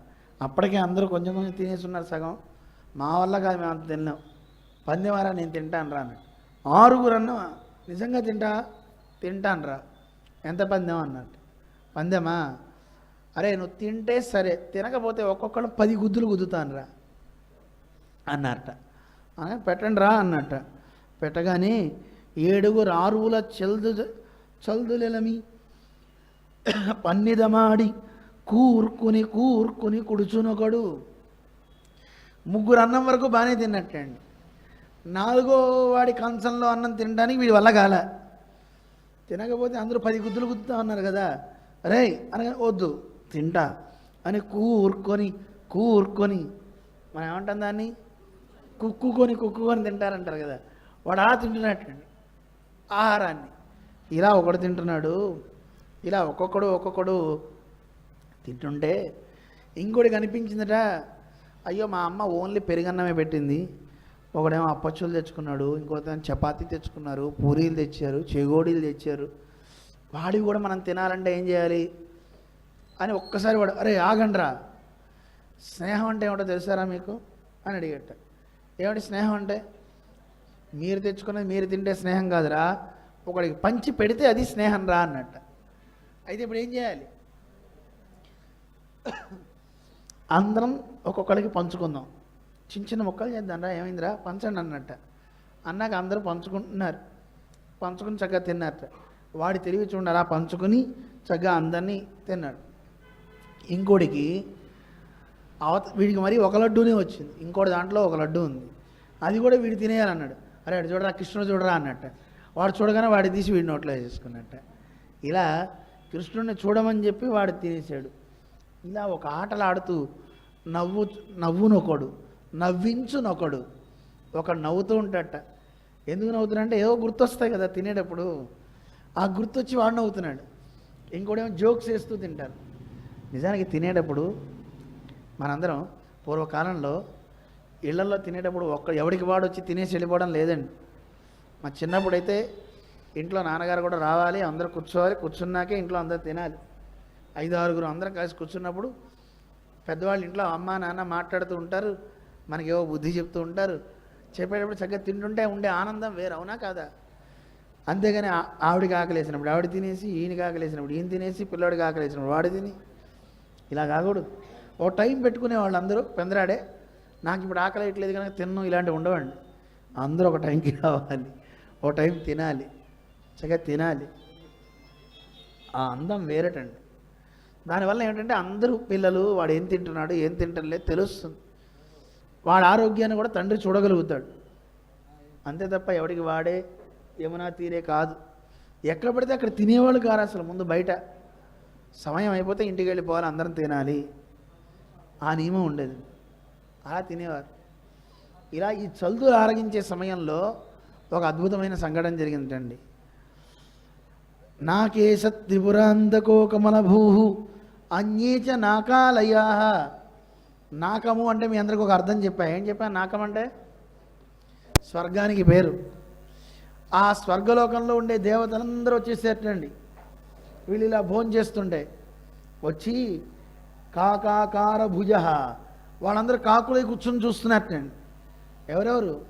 నాకేశ స్వర్గానికి అధిపతి ఇంద్రుడు, త్రిపురాంతక అంటే పరమశివుడు, కమలభూహు కమలంలో ఆవిర్భవించినండి చతుర్ముఖ బ్రహ్మ. వీళ్ళందరూ ఏమయ్యారు? కాకులయ్యారట. మధుసూదన సరస్వతి అనే మహానుభావుడు చెప్తారు. ఎందుకు కాకులయ్యారు అంటే సాక్షాత్తు కృష్ణ పరమాత్మ వీళ్ళతో కూడి తింటున్నాడే, ఇది బ్రహ్మానుభవం అంటారు. ఈ అన్నం తింటాం ఇలాంటి ఆహారం తినే సందర్భంలో వాళ్ళు తినగా పడినటువంటి ఆ మిగిలిన శేషం తిన్నా చాలు మనకి, మనం అది తిందామని. అందుకే పూరీ జగన్నాథ క్షేత్రంలో మీరు వెళ్ళండి, దేవుడికి నివేదన పెట్టేంతవరకు మళ్ళండి. నివేదన పెట్టిన తర్వాత అంటడానికి లేదండి. ఎవడన్నా తింటున్నా వెళ్ళి ఇంకోటి వచ్చి తీసుకుంటే ఎందుకు తిన్నావరా అంటానికి లేదు. ఒకవేళ కింద పడిపోయినా దాన్ని తీసేసుకుని తినేస్తారు. అంత ప్రావణ్యం ఎక్కడ చూడమండి మనం. చాలామంది అంటుంటారు సర్వం జగన్నాథం, మడి లేదు దడి లేదని. కానీ మడి ఉంది. దేవుడికి ఆరగింపయ్యే వరకు ఎవడన్నా వంటశాల వైపు వెళ్ళి దేనన్నా తాకాడా ఆ కుండలన్నీ పారబోసేస్తారండి, మళ్ళీ వండుతారు. ఆ నివేదనలు వచ్చేంత చూసే ఉంటారు చాలామంది. వెళ్ళారా, చూసారా జగన్నాథ క్షేత్రం? నివేదన దగ్గర చాలా చాలా తడి బట్టలు కట్టుకొని మడి, చాలా మడి అండి. వాడు చక్కగా చేస్తారు. వన్స్ నివేదన అయిపోయింది, కుండలు బయటకు వచ్చాయా, అప్పుడు సర్వం జగన్నాథం. సర్వం జగన్నాథం అంటే ఏంటి అర్థం? అంతా పరమాత్మే. ఆ ప్రసాదం ఎవరి దగ్గర, వీడు బ్రాహ్మడు, వీడు క్షత్రియుడు ఇలాంటివి ఏమి ఉండవండి. ఎవడైనా ప్రసాదం తీసుకోవాలంటే అడిగి మరీ తీసేసుకుంటారు, మొహమాట ఉండదు. కొంచెం నాకు పెట్టండి అని అది తీసుకుని ఆరగించేస్తుంటారు. ఆ ప్రసాదం తీసుకోవడానికి బ్రహ్మ, రుద్రుడు, ఇంద్రుడు, మిగతా సమస్త దేవతలంతా కాకులైపోయి అక్కడ కూర్చున్నారట.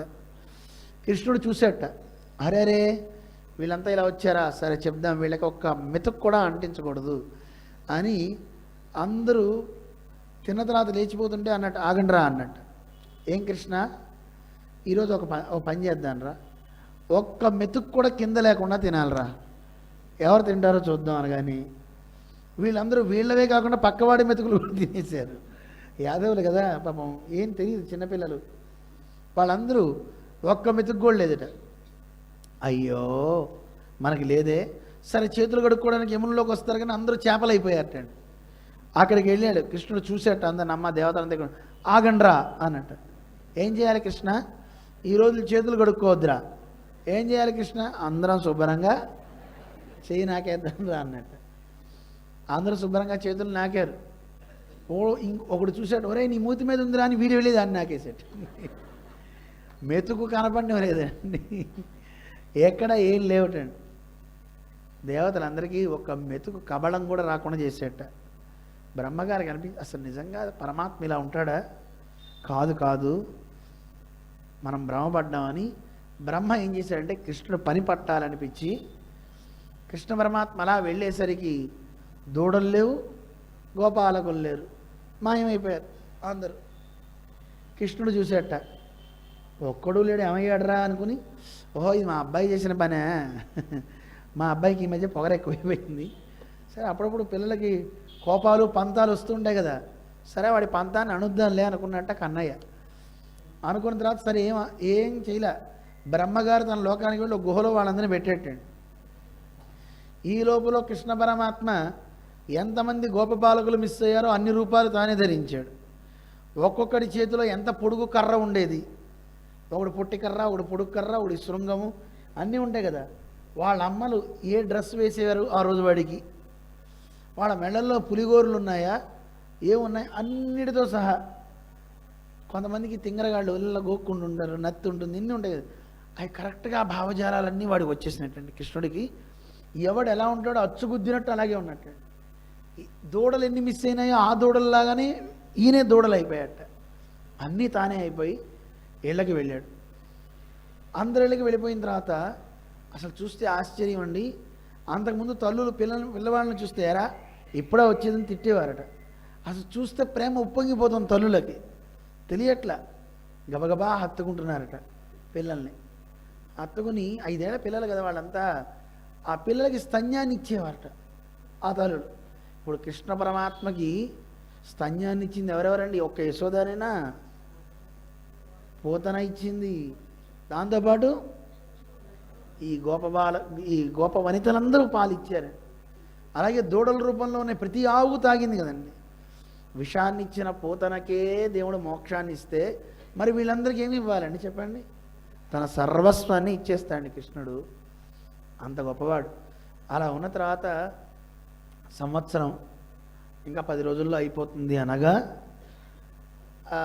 బలరాముడు చూసేట, ఏమిటి అసలు ఏదో మాయిగా కనపడుతుంది. ఎక్కడ ఎవరిని చూసినా నాకు ఒక్క గోపబాలకుడు కనపడట్లేదు, ఒక్క దూడ కనపడట్లేదు, అంతా కృష్ణుళ్ళనే కనపడుతున్నాయి. ఏంటి అసలు ఏం జరిగింది? వేరే ఆసురీ మాయ అంటే నా దగ్గర ఈ మాయలు చెల్లవు. అనంతుడు కదండి ఈయన, ఆదిశేషుడు కదా, ఈయనకు అన్నీ తెలిసిపోతాయండి. తెలిసిపోయి వెంటనే ఒకసారి చూసి, కన్నయ్య ఏం చేసావు, ఇదంతా ఏమిటి అన్నట్ట. మాట్లాడకు, రహస్యం అన్నట్ట. సరే మా వాడు ఏం చేసినా ఏదో వెనకుంటుంది అని ఊరుకున్నట్ట. ఈ లోపల బ్రహ్మగారు వీళ్ళందరినీ పెట్టేశాడు కదా, ఆయన లోకానికి వెళ్ళేసరికి ఆయన టైం చాలా పెద్దది కదండి, ఆయనకి చిన్నది అల్పాంశం అనమాట. 1 నిమిషం అంతే. ఆ లోపల పెట్టి బ్రహ్మలోకంలో అలా చూసి యువతలకు వచ్చి తొంగి చూసే లోపల ఇక్కడ సంవత్సరం అవుతుంది. చూసేట బ్రహ్మగారు చూస్తే కృష్ణుడు ఏం చేస్తున్నాడో చూద్దామని చూసేసరికి గోపబాలకులు ఉన్నారు, దూడలు ఉన్నాయి, అన్నీ ఉన్నాయి. అమ్మ, నేను వీళ్ళని ఇప్పుడే కదా లోపల పెట్టే, అప్పుడే అక్కడికి ఎలా వెళ్ళిపోయారు, ఉన్నారా లేరా అని చూసేట. మళ్ళీ అందరూ అక్కడే పడుకుని ఉన్నట్ట, దూడలన్నీ అలాగే ఉన్నాయట. మళ్ళీ ఇటు చూసేట, ఇక్కడ ఉన్నట్ట. ఏం జరిగింది? నేను కాకుండా ఇంకో బ్రహ్మ ఎవడన్నా సృష్టించాడా అని గబగబా తన లోపాలకి వెళ్తుంటే ద్వారపాలకులు అడ్డుపెట్టి తోసి అవతల పారేసేట బ్రహ్మగారిని. తోసేసి, అరే ఏమనుకుంటున్నారా, నన్ను బయటికి నెట్టేస్తారా అని కోపంతో అన్నట్ట. అనగానే బ్రహ్మగారిని చూసి, వీళ్ళ మాకు ముందే చెప్పాడు మా బ్రహ్మగారు, 1 నిమిషం కనుక తేడా అయ్యి ఉంటే నిన్ను లోపలికి పంపించేసేవాళ్ళం. అరే అచ్చుగుద్దినట్టు మన బ్రహ్మలానే ఉన్నాడు రా వీడు అన్నట్ట. నిజమైన బ్రహ్మ ఈయనే. వాళ్ళకి అర్థం కావట్లే బ్రహ్మగారికి, ఏమిటి నన్ను ఇలా తోసేశారు, అచ్చుగుద్దినట్టు అంటున్నారు, లోపల ఎవడున్నాడా అని తొంగి చూసేటండి గోడెక్కి. చూస్తే ఆ లోపల కన్నయ్య కూర్చుని ఉన్నట్టండి బ్రహ్మగారిగా. అయిందే శాస్తి అన్నట్ట. ఓరి మహానుభావ, నువ్వా ఈ పని చేసింది అని చెప్పి కింద ఆ లోకాన్ని వదిలిపెట్టి కిందకి వెళ్ళాట. వెళ్ళి కృష్ణ పరమాత్మకి ప్రణామ ఉత్థాయ పునః ప్రణమ్య మళ్ళీ నమస్కారం చేసేట కృష్ణుడికి. ఒకసారి వంగి నమస్కారం పెట్టాడు, లేచాడు. అమ్మో నా తల పాదానికి తాకిందో లేదో మళ్ళీ పెట్టేట. ఈ తల పెట్టా కానీ ఈ తల పెట్టానో లేదో అని మళ్ళీ ఇటు తల పెట్టాట. మళ్ళీ లేచట, ఈ తల కూడా పెడతాం. ఎందుకు? బుర్ర సరిగ్గా పనిచేయక ధిక్ అన్నట్ట. చిచ్చి నేనేమిటి, ఆ పరాత్పరుణ్ణి నేను పరీక్ష చేయడం ఏమిటి, నాకు అసలు బుర్ర ఉందా? అందుకే ఈ బుర్ర సరిగ్గా పనిచేయలేదు కనుక ఆయన పాదానికి ఒకసారి తాకితే అప్పుడున్న బుర్ర బాగా పనిచేస్తుంది. నాయనా క్షమించు. కృష్ణ పరమాత్మ అప్పటికే చూపించట, నాయనా నువ్వు ఈ పరార్థంలో కొంతకాలం నువ్వు పరిపాలించడానికి వచ్చినవాడివి, కానీ ఇప్పటికి ఎంతమంది బ్రహ్మలు అయిపోయారో తెలుసా? లెక్క పెట్టగలవా? ఆకాశంలో నక్షత్రాలు లెక్క పెట్టచ్చేమో, సముద్రం దగ్గర ఉన్నటువంటి నీటి కణాలన్నీ లెక్క పెట్టచ్చేమో, ఈ భూమి మీద ఉన్న ఇసుక రేణువులన్నా లెక్క పెట్టచ్చేమో. ఇంతవరకు ఎంతమంది బ్రహ్మలయ్యారో లెక్క పెట్టడం నీ తరం కాదు అని చూపిస్తే ఎక్కడ చూసినా బ్రహ్మలే. మరి కృష్ణ వీళ్ళంతా ఎక్కడి నుంచి వచ్చారని చూస్తే ప్రతి గోపబాలకుడు, ప్రతి గోవు చతుర్భుజాలతో కనపడింది నేను బ్రహ్మగారికి. సాక్షాత్తు కృష్ణుడే. వెంటనే సాష్టాంగం పెట్టేసేట, తండ్రి అజ్ఞానిని, తెలియక తప్పు చేశా, నన్ను క్షమించు అని ప్రార్థన చేసుకున్నట్ట. అప్పుడు బ్రహ్మను అనుగ్రహించాడు, ఓ వెళ్ళు అని. అలాంటి గొప్ప చేష్టితాలు కలిగిన వాడండి కృష్ణ పరమాత్మ. ఆయన సామాన్యుడు కాదు. అలాంటి శ్రీకృష్ణ పరమాత్మ యొక్క వైభవాన్ని వీళ్ళే తెలుసుకోలేకపోయారు. ఆ స్వామి యొక్క వైభవం సామాన్యం కాదు. ఇలా ఉన్న సందర్భంలో కృష్ణుడితో గోపికలంతా ఆనందాన్ని అనుభవించాలని రాసలీలలు వాళ్ళందరినీ ఆహ్వానించడం, పిలిచిన తర్వాత గోపికలంతా వచ్చిన తర్వాత కృష్ణుడు అంటాడు, అయ్యయ్యో మీరంతా మీ పతుల్ని అలా వదిలిపెట్టి రావచ్చునా, తప్పు కదా. ఈ రాసలీల అనేది చాలా అద్భుతమైనదండి. ఆ గోపికని అదో దాని వైభవం వింటే హృద్రోగం తగ్గిపోతుందంటారు, హృదయ రోగాలు రావంటారు. ఆ అంతరార్థం తెలుసుకుంటే చాలా బాగుంటుంది.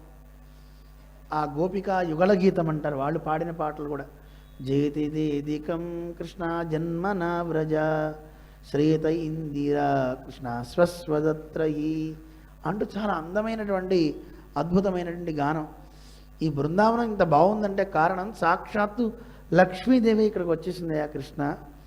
అలాంటి నువ్వు మా కళ్ళకి గోచరం అవ్వయ్యా, మాకు కనబడకపోతే మేము తట్టుకోగలమా? ఎందుకు అదృశ్యమైపోయాడు? ఈ గోపికలతో పాటు ఉన్నప్పుడు కృష్ణుడు చెప్పాడు, వద్దు మీరు వివాహితులు, ఇలా రాకూడదు అని. కానీ నిజానికి వీళ్ళందరినీ వివాహం చేసుకుంది ఎవరండి? కృష్ణుడేట. మనకి గర్గ సంహితలో తెలియజేస్తారు, గరుకుడు చెప్తాడు. వీళ్ళందరూ 1 సంవత్సరం పాటు అక్కడ ఉన్నారు కదా, 1 నిమిషం బ్రహ్మగారి లోకంలో. కానీ ఇక్కడ అప్పటికే వీళ్ళకి 6 ఏళ్ళు వచ్చినాయి. పూర్వకాలంలో 10 ఏళ్ల వయసులోనే వివాహాలు చేసేవాళ్ళు మగపిల్లలకి. అందుకోసమని వీళ్ళకి 6 ఏళ్ళు 7 ఏళ్ళు వచ్చే సమయం కదా అది. 3 సంవత్సరాల వరకు కూడా ముహూర్తాలు లేవని చెప్పారటండి. ముహూర్తాలు లేవని చెప్పిన తర్వాత మరి వివాహం చేసేయాలని ఈ సంవత్సరంలోనే వివాహం చేశారటండి. ప్రతి పిల్లని వివాహం చేసుకుంది ఎవరండి? కృష్ణుడే. అక్కడున్న గోపికలందరినీ పెళ్లి చేసుకుంది ఆయనే. అందుకని అలా వివాహం చేసుకున్నా. అందుకని వీళ్ళంతా అంటారు, నాయన నువ్వు మనోచిత్తహారివి, చిత్తహారివి, మా చిత్తాన్ని హరించావు. ఇలా ఎప్పుడో నువ్వు తీసేసుకున్నావు. ఇక మేము వెనక్కి వెళ్ళమంటే వెళ్ళాం. కృష్ణ ప్రాణాలు వదలమంటే ఇక్కడైనా వదిలేస్తాం.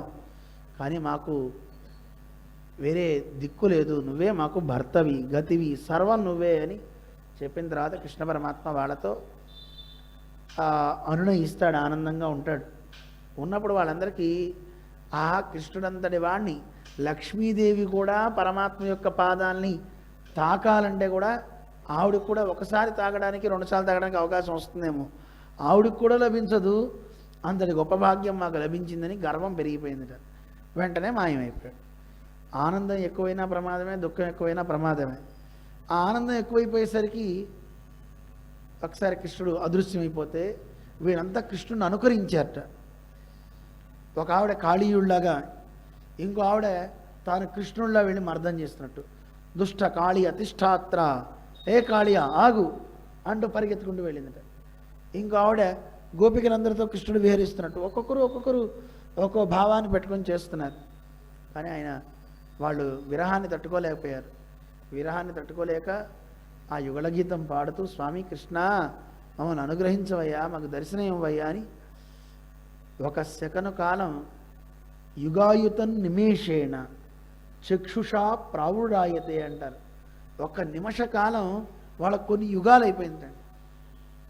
మనం అంటుంటాం చూడండి, లోకంలో అంటుంటారు, ప్రియురాలు ఈ ఎడబాటును తట్టుకోలేక ప్రియుడు అంటాడు, హే ప్రియతమా నీ ఎడబాటు నాకు తట్టుకోలేకపోతున్నా, 1 సెకను కాలం నాకు యుగం అయిందంటాడు. పెళ్ళైన తర్వాత అంటాడు అన్నమాట. పెళ్ళికి ముందు అంటాడు, పెళ్ళైన తర్వాత చస్తున్నా నీతో పో అవతలకి అంటాడు. కానీ వీళ్ళందరూ నిజమైన భక్తి అండి, గోపికలు చాలా గొప్ప భక్తి. ఆ భక్తితో వాళ్ళకి కళ్ళ వెంట వర్షాకాలం కనపడింది. నేత్రాల నుంచి వాన ధారలు కారుతున్నట్టే నీళ్ళలా కారిపోతూనే ఉన్నాయి గోపికలకి. వాళ్ళ దుఃఖం ఎక్కువైపోతే ఎక్కడ పోతారని మళ్ళీ వచ్చేటండి.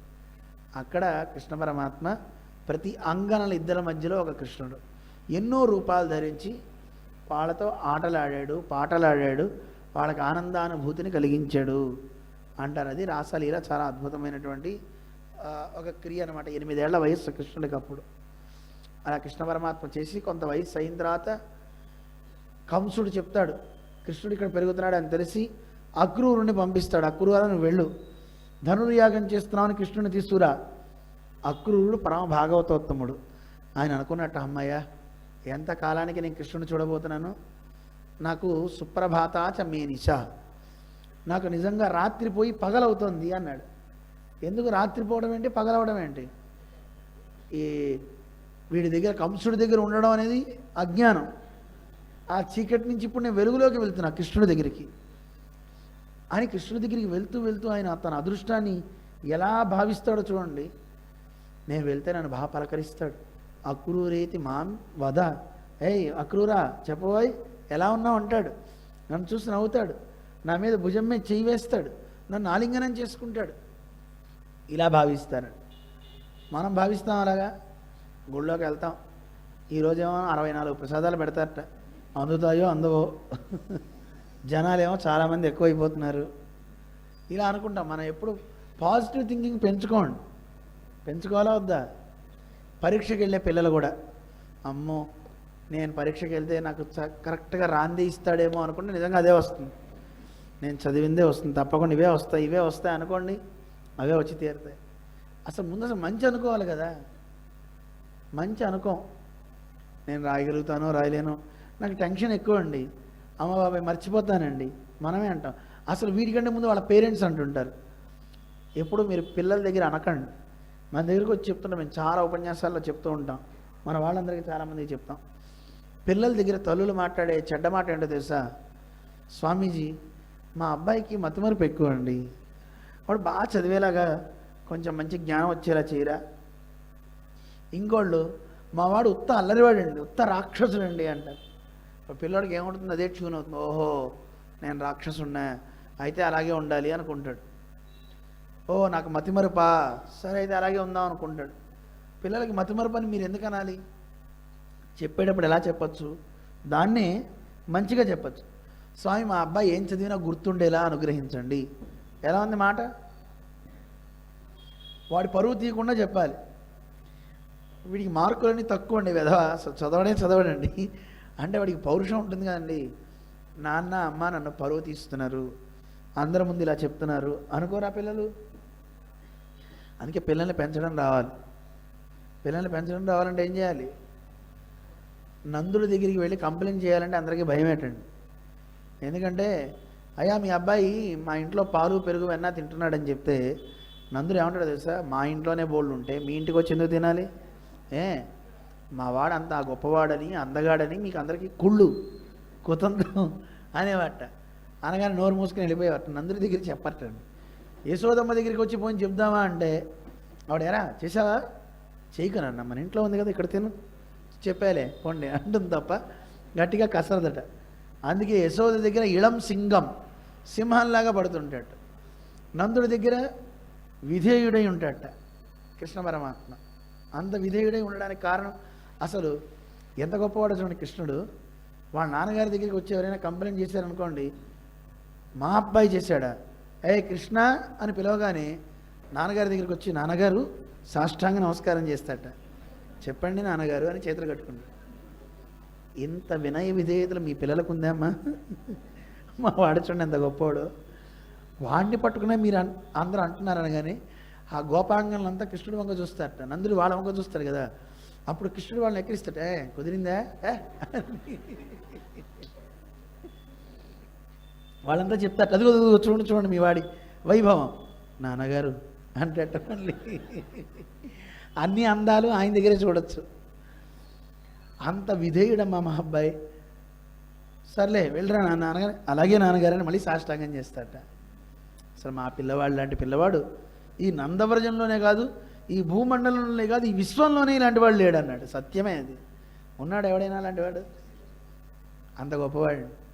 ఎక్కడ ఎవరి దగ్గర ఎలా నటించాలో తెలుసు, గోపికల దగ్గర ఎలా ఉండాలో తెలుసు, అసురుల దగ్గర ఎలా ఉండాలో తెలుసు, అందరి దగ్గర ఎలా ఉండాలో తెలుసండి ఆయనకి. అలాంటి కృష్ణ పరమాత్మ పురానికి బయలుదేరడానికి సంసిద్ధమవుతున్నాడు. ఎందుకంటే అక్రూరుడు వస్తాడు. అలా భావించినట్టుగానే కృష్ణ పరమాత్మ అలాగే ఆహ్వానిస్తాడు, అలాగే అతని దగ్గరికి తీసుకుంటాడు.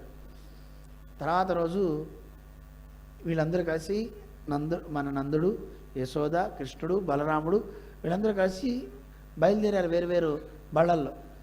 కృష్ణుడు, బలరాముడు అక్రూరుడితో కలిసి వెళ్తున్నారు. వెళ్తుంటే గోపికలంతా అనుకున్నట్టు, అయ్యయ్యో కృష్ణుడు వెళ్ళిపోతున్నాడే, ఇక మనకి ఈ భాగ్యం లేదా, అయిపోయింది. పట్టణంలో ఉండేటువంటి ఆ సౌందర్యవతుల యొక్క సౌందర్యాన్ని ఒకసారి చూసిన తర్వాత మళ్ళీ మన మీద దృష్టి ఉంటుందా? మనం పల్లెటూరు వాళ్ళం, మనకంటే వాళ్ళు అందగాళ్ళు, అందగత్తెలు, కృష్ణుడికి మనని చూడడు అని వీళ్ళందరూ ఏడుపు పాపం బాధపడిపోతున్నారు. గోపికలంతా అక్కడికి వచ్చారట. కృష్ణుడు ఒకసారి అలా చూసి అందరిని అలా పలకరించి అలా రథం వెళ్ళిపోతుంటే ఇక ఎంత దూరం రథం వెళ్తుందో అంత దూరం వరకు చూస్తూ కన్నీళ్లు కారుస్తూ అలా హాహాకారాలు చేస్తూ ఉండిపోయారు వాళ్ళందరూ, గోపికలందరూ. అమ్మ ఆ బాధ తట్టుకోవడం కష్టం కదా గోపికలు చాలా. అటువంటి కృష్ణుడు వెళ్ళిపోతుంటే అందరూ అక్రూరుని తిట్టుకున్నారట. అక్రూర క్రూర హృదయ, ఎంత క్రూర హృదయం అండి, మా స్వామిని మాకు కాకుండా తీసుకెళ్ళిపోతున్నాడు అని అనుకున్నారట. మధురాపురానికి చేరుకునే సందర్భంలో ఒక ఘట్టం ఉందండి.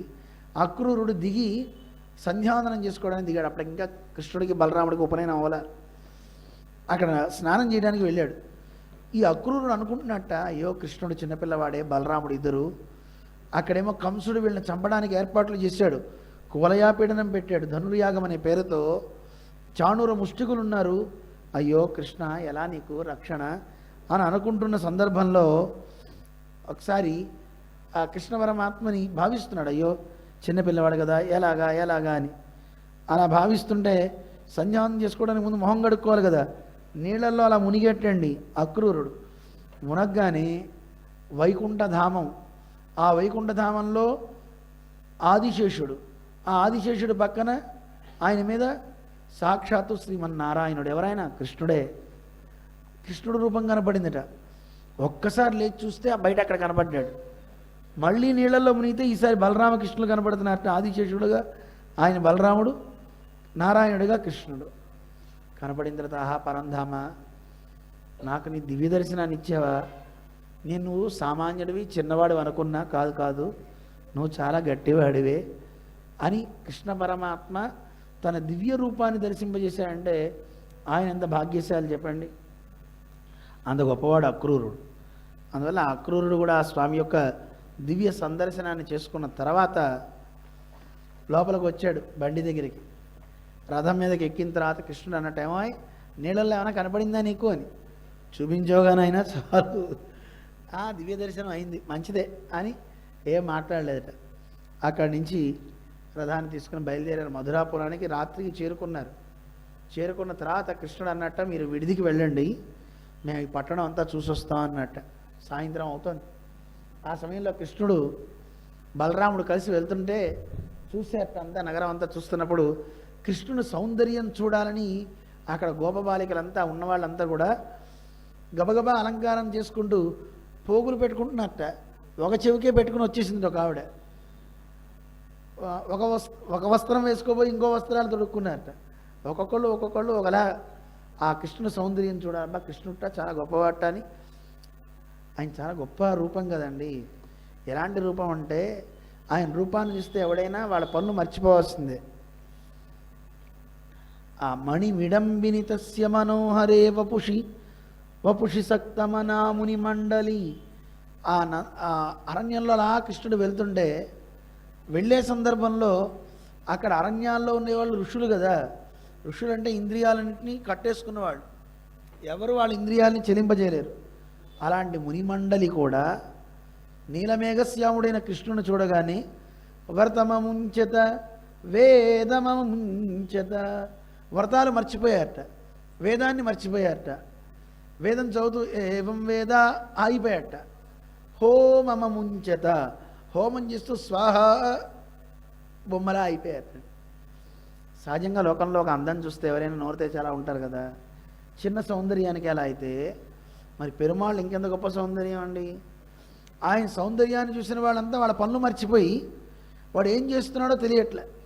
కొంతమంది జపమాల పెట్టుకొని జపం చేస్తుంటారు, మాల తిరుగుతుంది కానీ మంత్రం తిరగట్లే వాళ్ళకి. ఎందుకు? అక్కడ ఎదురుగుండా సౌందర్యం అలా ఉంది, కృష్ణ సౌందర్యం. దాంతో వాళ్ళు ఇంకా అన్నీ మర్చిపోయారు. అలాంటి గొప్ప స్థితి అన్నమాట కృష్ణుడి రూపం. ఆ రూపాన్ని చూడడానికి ఎవరు అరులు చాచారండి. ప్రతివారి కన్నులు దానికోసమే కదా ఎదురు చూసేది. అలాంటి సౌందర్య రాశి మాలాకారుడి ఇంటికి వెళ్ళారటండి. మాలాకారుడు చాలా గొప్పవాడు, మహాభక్తుడు, పూలు కడతాడు. విష్ణు పురాణంలో చాలా బాగా చెప్తారండి. ఆ పరమాత్మ ఇంటికి వస్తే ఆగతౌ గేహం ఉపాగతౌ, ఆగతౌ ఉపాగతౌ గేహం ఉపాగతౌ మమ గేహం ఉపాగతౌ అంటూ చాలా అందంగా చెప్తారు. ఇద్దరు మా ఇంటికి వచ్చారండి, సాక్షాత్తు పరంధాముడు బలరాముడితో కలిసి. ఆగతౌ వచ్చారు. ఎక్కడికి వచ్చారు? ఉపాగతౌ దగ్గర దాకా వచ్చారు, మా వీధి దాకా వచ్చారండి. మధురాపురానికి రావడం కాదు, మా వీధికి వచ్చారు. ఉపాగతౌ, అరే మా వీధికి కాదండి, గేహం ఉపాగతౌ ఇంటికి వచ్చారండి, ఇంటి దగ్గరికి వచ్చారండి. ఎవరింటికి వచ్చారు? మమ గేహం ఉపాగతౌ, మా ఇంటికి వచ్చారండి. అలా దాన్ని వర్ణిస్తారు మన పెద్దలు చాలా అందంగా. అలా ఆయన చాలా ఆనందపడతాడు మాలాకారుడు. స్వామి నాకు ఎంత భాగ్యము అని. సరే నీకేం కావాలో చెప్పా అంటే, మంచి మాలలు కావాలి. ఆ మాలలు ఇచ్చారట. ఆ మాలలు కట్టి చాలా బాగా అందంగా కడతారట మాలలు. అందుకని పెరుమాళ్ళు పుష్పప్రియుడు అండి, అలంకార ప్రియుడు. ఎవరైనా మాలలు కట్టి ఇచ్చారా వాళ్ళకి తన సర్వస్వాన్ని ఇచ్చేస్తాడు. అందుకే విష్ణు చిత్తుల వారు భాగవత గ్రంథంలో విని దేవుడికి నేను కూడా పూలు కడతా మాలాకారులా అని 3 పూట్ల పూలమాలలు కట్టి పెరుమాళకు వేయడం వల్ల సాక్షాత్తు భూదేవి తన కుమార్తెగా పుట్టింది గోదాదేవిగా. అంత గొప్పతనం ఉందండి. పూలమాలలు ఎవరు సమర్పిస్తారో వాళ్ళ ఇంట్లో లక్ష్మి పుడుతుందండి. వాళ్ళ వంశాన్ని అనుగ్రహింపజేసేటటువంటి ఆండాళ్ రక్షకురాలు పుడుతుంది, లేదా రక్షకుడైనా పుడతాడు అంటారు. అందుకే పూలమాలలు ఎప్పుడు మనమే కట్టాలి. బయట ఎవడెవడో కట్టి నోటితో తెంపి అవి తీసుకొచ్చి దేవుడికేసి చిచ్చి ఎందుకండి? మనమే చక్కగా పూలు పెంచుకోవాలి, మనమే కట్టుకోవాలి, మనమే స్వామికి సమర్పించుకోవాలి. చేయొచ్చా? పెంచండి, తోటలు పెంచండి, చక్కగా పెంచి మీరే కట్టండి. మన దేవుడు అంటే ఇష్టం లేని వాడి దగ్గర మనం ఎందుకు వెళ్ళి కొనుక్కోవాలి? కొనుక్కోవచ్చా? అవసరమా? కాదు కదా. మన దేవుడిని తిడతాడు, మన చంపుతా అంటాడు. అక్కడ వద్దండి, మనమే మన దేవుడి కోసం చేయాలి. ఏ తల్లైనా తన పిల్లవాడికి తనే వండుకోవాలి తప్ప ఎవడో వండి పెడితే అది ఇష్టం ఉంటుందా? ఇప్పుడు అలాగే ఉన్నారండి, ఇంట్లో ఉండేవాళ్ళే లేరు. ఇప్పుడు అవేవో బళ్ళు వచ్చాయి కదా, దాని పేరు ఏదో ఉంది, ఆర్డర్ ఇస్తే చాలా తీసుకొచ్చి పెట్టేస్తుంది. ఇడ్లీ కావాలంటే ఇడ్లీ, దోశ కావాలంటే దోశ, ఏవి కావాలంటే అవే. పదార్థాలు వస్తున్నాయి కానీ ప్రేమ రావట్లేదండి. వస్తుందా? రావట్లా. వాడికి పాపం ఏ పనులు ఉంటాయో వాడు తిట్టుకుంటూ తెస్తాడు, చస్తున్నాం ఈ ఉద్యోగం చేయలేక. ఆ ఉండేవాడు అలాగే తిట్టుకుంటూ చేస్తాడు. అమ్మ ప్రేమతో చేస్తుంది. బయట తినే తిళ్ళకి ఇంట్లో తినే తిండికి తేడా ఉంది. బయట మనం తినే తిళ్ళల్లో ప్రేమ ఉండదు, ద్వేషం ఉంటుంది. కారణం ఏంటంటే వాడు పని చేస్తుంటాడు డబ్బు కోసం తప్ప వ్యక్తి కడుపు నిండాలి, వాడికి మంచిగా ఉండాలని చేయరు. అమ్మ అయితే నా పిల్లవాడు బాగుండాలి, నా పిల్లవాడికి మంచి జరగాలని ప్రేమతో ఉంటుంది కనుక దానికి మహాత్మ్యం ఉంటుందండి. అది వాళ్ళకి శక్తిని ఇస్తుందండి. పిల్లలు తినేవాడికి కూడా ఎదుగుదల పెరుగుతుంది, స్మృతి పెరుగుతుంది, ధారణ పెరుగుతుంది, అన్నీ పెరుగుతాయి. బయట తినేవాటి వల్ల కూడా పెరుగుతుంది. ఏది పెరుగుతుంది? ఒళ్ళు పెరుగుతుంది, మదం పెరుగుతుంది, గర్వం పెరుగుతుంది. అందుకే అవి తినద్దు అంటారు. రామానుజుల వారు చెప్తారు, ఆహార శుద్ధౌ సత్వశుద్ధి అనే దానికి వివరణ చేస్తూ ఆహార శుద్ధి ఎంత గొప్పదో దాని ఒక్కటి మనం చక్కగా చేయాలంటారు.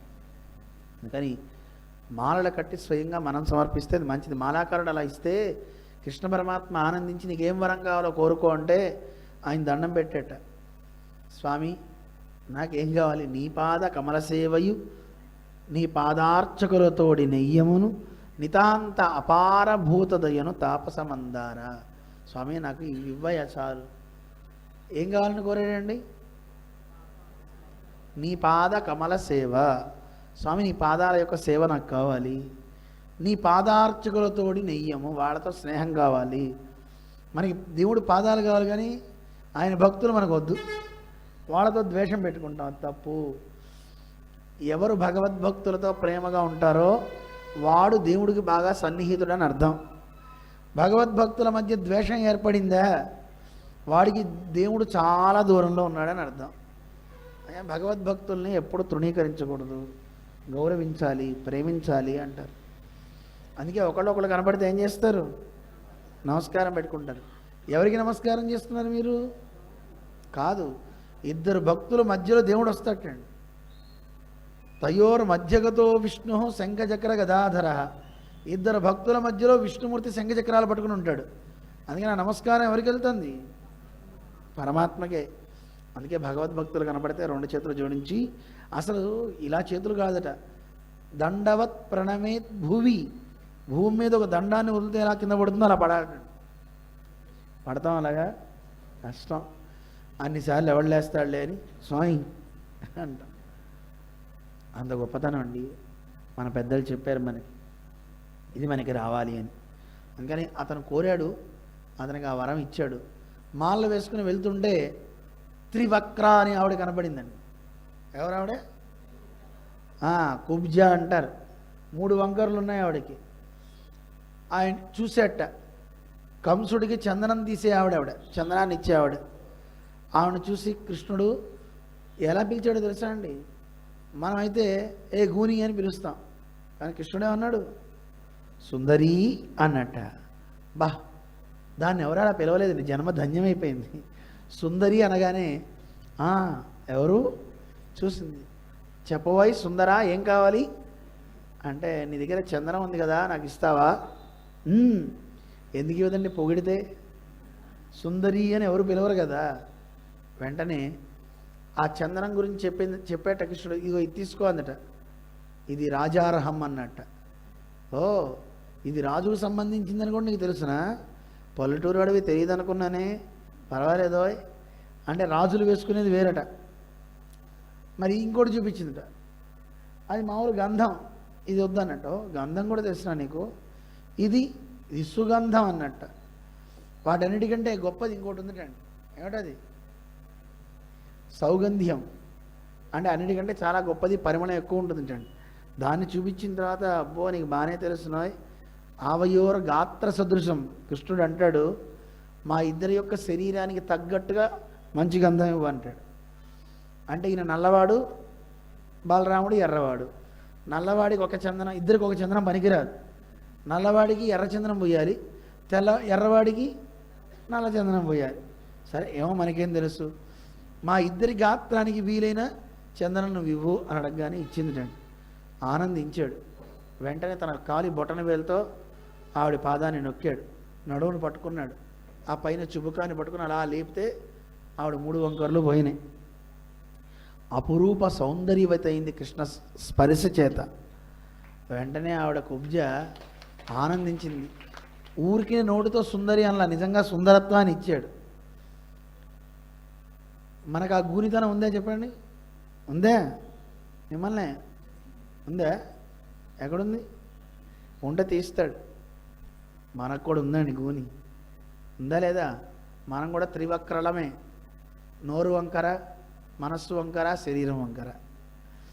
శరీరం పాడు పనులు చేస్తుంది, మనస్సు చెడు ఆలోచనలు చేస్తుంది, నోరు అస్సలు కుదురుందండి. ఆ నాలుగు ఎడిపడితే తిరుగుతూ ఉంటుంది, అనకూడని మాటలన్నీ అంటూ ఉంటాం. ఈ మూడింటిని తీసేవాడు ఎవరండి? కృష్ణుడే. అందుకని మన్ని కూడా సుందరుడుగా సుందరిగా తయారు చేస్తాడు కృష్ణుడు. అలాంటి ఈవిడ ఏం చేసిందో తెలుసా అండి? కృష్ణుడు వెళ్తుంటే, కృష్ణ ఆకృష్ట అంబరధరాయ నమః నామం ఉంది కదా, కృష్ణుడి యొక్క వస్త్రాన్ని పట్టుకుందా, మా ఇంటికి పోదాం అందట.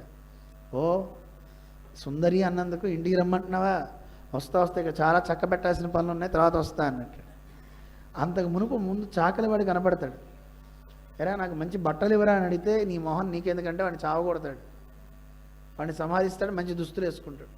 ఆ తర్వాత ధనస్సు చూడడానికి వెళ్తారు. ఆ ధనస్సును చూసి, ఆ ధనస్సును అవలీలగా ఆ ఇనుముతో చేసినట్టే ధనుస్సు అనమాట, దాన్ని పైకి ఎత్తుతాడు. సైన్యం అంతా మోహరించేస్తారు వీళ్ళని చంపడానికి.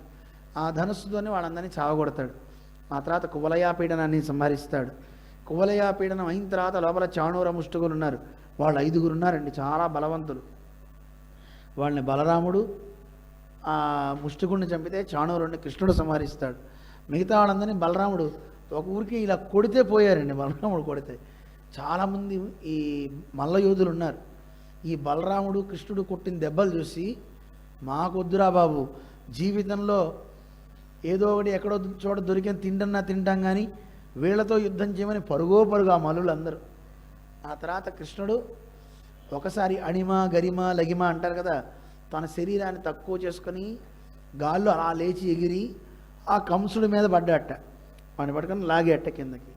కంసుడు కూడా చేతిలో డాలు కత్తి పట్టుకొని కృష్ణుడు చుట్టూ తిరుగుతూ అతను సంహరిద్దాం అనుకున్నాడు. కానీ గరుత్మంతుడు ఎలా అయితే సర్పాన్ని పట్టుకొని లాగి అవతల పడేస్తాడో, కృష్ణ పరమాత్మను లాగి కింద పడేసి పిడిగుద్దులతో కొడితే కంసుడు కూడా చనిపోతాడు. అది మన కథ. అయిన తర్వాత ఉగ్రసేన మహారాజుని విడిపించి ఆయన్ని రాజుగా చేసి తల్లిదండ్రుల యొక్క దాస్యాన్ని విముక్తి చేస్తాడు కృష్ణుడు. బలరామకృష్ణులు ఇద్దరికి కూడా ఉపనయన సంస్కారాలు చేస్తారు. చదివించడానికి సాందీపుడు అనేటువంటి గురుకులంలో పెట్టారు. మరి అప్పుడు వెళ్ళి గురుకులంలో ఏం చదువుతాడు? 64 రోజుల్లో 64 విద్యలు చదివేసేటండి. 64 విద్యలు ఎవరికి రావండి. అందులో 4 వేదాలు చదవాలంటే ఒక వేదం చదవడానికి 12 ఏళ్ళు పడుతుంది. అలాంటి 4 వేదాలు చదవాలంటే ఎంతకాలం పడుతుంది ఆలోచించండి. అవన్నీ ఏకసంతాగ్రాహులు వీళ్ళిద్దరూ. గురువుగారు చెప్తే చదివేశారు. చివరిలో చదువు మొత్తం పూర్తయిన తర్వాత గురుదక్షిణ ఏమంటారని అడిగారట. గురువుగారు ఆలోచించి, నాకేం దక్షిణ ఇస్తా? వెంటనే వాళ్ళు ఆవిడ రమ్మందట లోపలికి. మతి ఉందా లేదా దా నేను చెప్తా. అందుకే శ్రీమతి ఉండాలటండి. శ్రీమతి ఉంటే మతి బాగా పనిచేస్తుంట. ఆవిడ చెప్పింది, మన అబ్బాయి పోయాడు కదా, వాడిని తీసుకురమ్మనవయ్యా. వాళ్ళు ఎలా తెస్తారే, నామతి మండ, చూడవయ్యా, ఎవడన్నా నీ దగ్గర ఇంతకాలంలో శిష్యులు చదివారు కదా, ఎవడన్నా 64 రోజుల్లో 64 విద్యలు చదివిన వాళ్ళు ఉన్నారా? ఇంకా 64 విద్యలు చదువుతున్న వాళ్ళు, 60 ఏళ్ల వయసున్న వాళ్ళు కూడా ఇంకా ఒక విద్య కూడా పూర్తి అవ్వాలా? వీళ్ళు అన్ని విద్యలు పూర్తి చేసుకున్నారు. తర్వాత ఈ భూమండలంలో ఎక్కడ మనం విన్నామా ఇలా 64 విద్యల్ని నేర్చుకున్న వాళ్ళు 64 రోజుల్లో? వీళ్ళు సర్వసమర్థులయ్యా, పో చెప్పు అడుగు అందట. వెంటనే తెలుసుకున్నాడు, వెళ్ళాడు, కృష్ణ పరమాత్మ తీసుకొచ్చి ఇచ్చాడు. కానీ కృష్ణ పరమాత్మకి అనిపించింది, అయ్యయ్యో నాకు ఉత్తమ గురువు దొరకలేదే అనుకున్నట్టండి. ఆ యుగంలో దొరకలే, కలియుగంలో దొరుకుతారు, ఆయనే రామానుజులు. ఎందుకంటే రామావతారంలో తీసుకుంటేనేమో విశ్వామిత్రుడు అంతా యజ్ఞం చేయించాడు, వశిష్ఠుడు, వాళ్ళు ఏవేవో కోరుకున్నారు తప్ప సరైంది కోరలే. పోనీ కృష్ణావతారంలో చూద్దామా అనుకుంటే, అంటే రామావతారంలో ఉన్న గురువు ఎవరు? విశ్వామిత్రుడు. ఆయన ఒకసారి మేనక దీంట్లో పడిపోయి 10,000 సంవత్సరాలు ఆవిడతో గడిపాడు.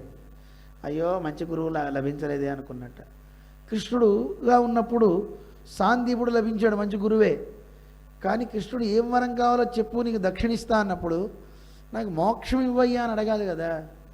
అది అడగకుండా ఇంకా పిల్లలు కావాలి, జల్లలు కావాలి, ఈ బంధాలు పెంచుకుంటున్నాడే అనిపించిందట కృష్ణుడికి.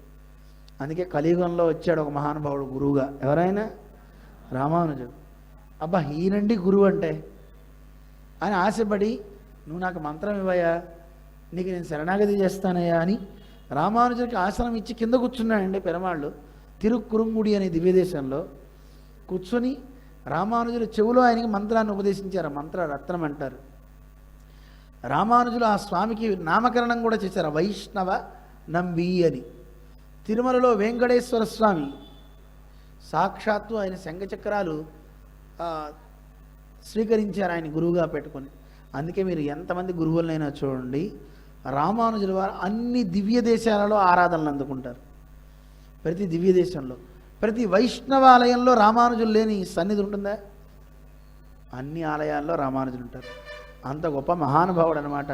ఒక అద్భుతమైనటువంటి సంప్రదాయాన్ని లోకానికి అందించి, భగవంతుడు అంటే ప్రేమమూర్తయ, ఆయన పొందాలంటే భక్తి ఒకటే సాధ్యము.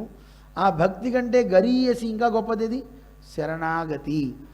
ఆ శరణాగతి తత్వాన్ని మనకి ఇచ్చినవాడు ఆయనే రామానుజులు.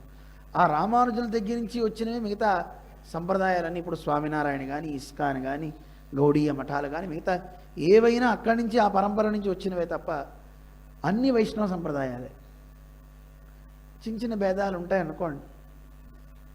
వాళ్ళల్లో ఇప్పుడు మిగతా వాళ్ళు ఉత్తర దేశంలో కొంతమంది ఉన్నారు, వాళ్ళు లక్ష్మీనారాయణ అంతా వైష్ణవమే, కానీ వాళ్ళు ఏం చేస్తారంటే సీతారాములను పెడతారు, లక్ష్మీనారాయణలు పెట్టరు.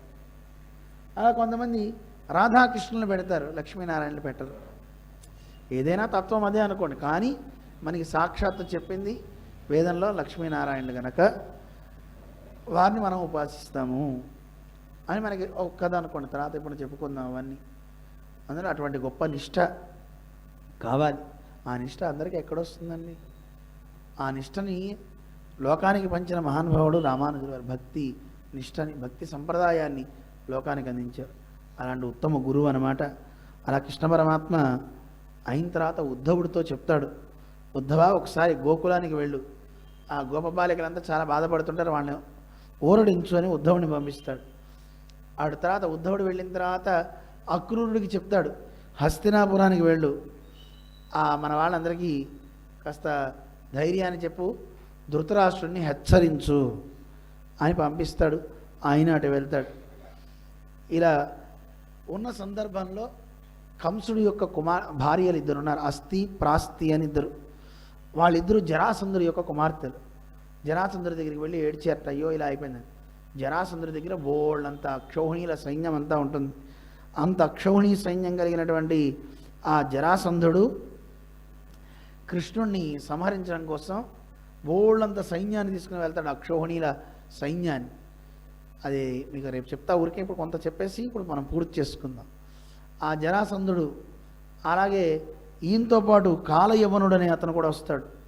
వాణ్ణి కూడా కృష్ణ పరమాత్మ ముచుకుందుని ద్వారా సంహారం అయ్యేలా చేస్తాడు. ఎంత సైన్యమో! కృష్ణుడు 18 సార్లు కృష్ణుడి మీదకి దండయాత్రకు వస్తాడు ఈ జరాసంధుడు. 18 సార్లు కృష్ణుడు సంహరించలే, అందరినీ కొట్టేసేవాడు. ఆ ధనాన్నంతా తీసి ఉగ్రసేన మహారాజుకి ఇచ్చేసేవాడు. అయిపోయిన తర్వాత పరిగెత్తేవాడు. బలరాముడితో చెప్పాట, అన్న అన్న జరాసంధుని చంపకు. ఎందుకు అంటే వీడి దగ్గర చాలా సైన్యం ఉంది, ఈ సైన్యం మొత్తం కూడా బయటికి రావాలి, అదిగాక జరాసంధుడు చావాలంటే భీముడి చేతిలో పోవాలి, అందుకని వీడిని చంపకు. ఆ సైన్యం మొత్తం బయటికి వస్తే భూభారం తగ్గించాలి కదా, మనం వచ్చిందే అందుకు.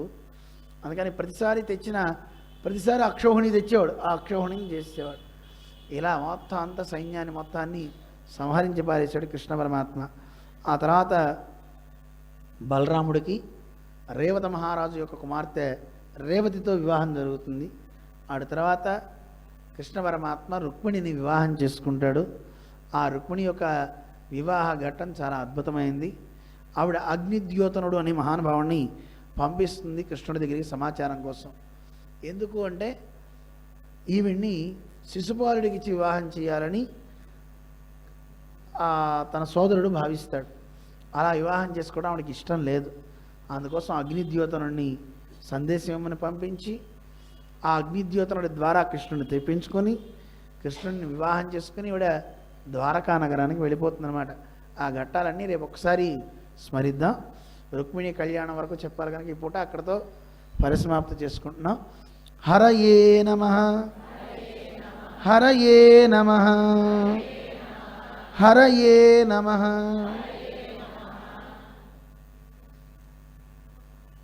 మంగళం కోసలేంద్రాయ మహనీయ గుణాత్మనే చక్రవర్తి తనూజాయ సార్వభౌమాయ మంగళం. ఆసాద్య నగరీం దివ్యామభిషిక్తాయ సీతయా రాజాధిరాజరాజాయ రామభద్రాయ మంగళం. నీలాచల నివాసాయ నిత్యాయ పరమాత్మనే సుభద్రా ప్రాణనాథాయ శ్రీజగన్నాథాయ మంగళం. మంగళాశాసనపరైః మదాచార్య పురోగమైః సర్వైశ్చ పూర్వైరాచార్యైః సత్కృతాయాస్తు మంగళం. ఓమస్మద్గురుభ్యో నమః. జై శ్రీమన్నారాయణ. జై జై శ్రీమన్నారాయణ. భాగవతం శ్రీ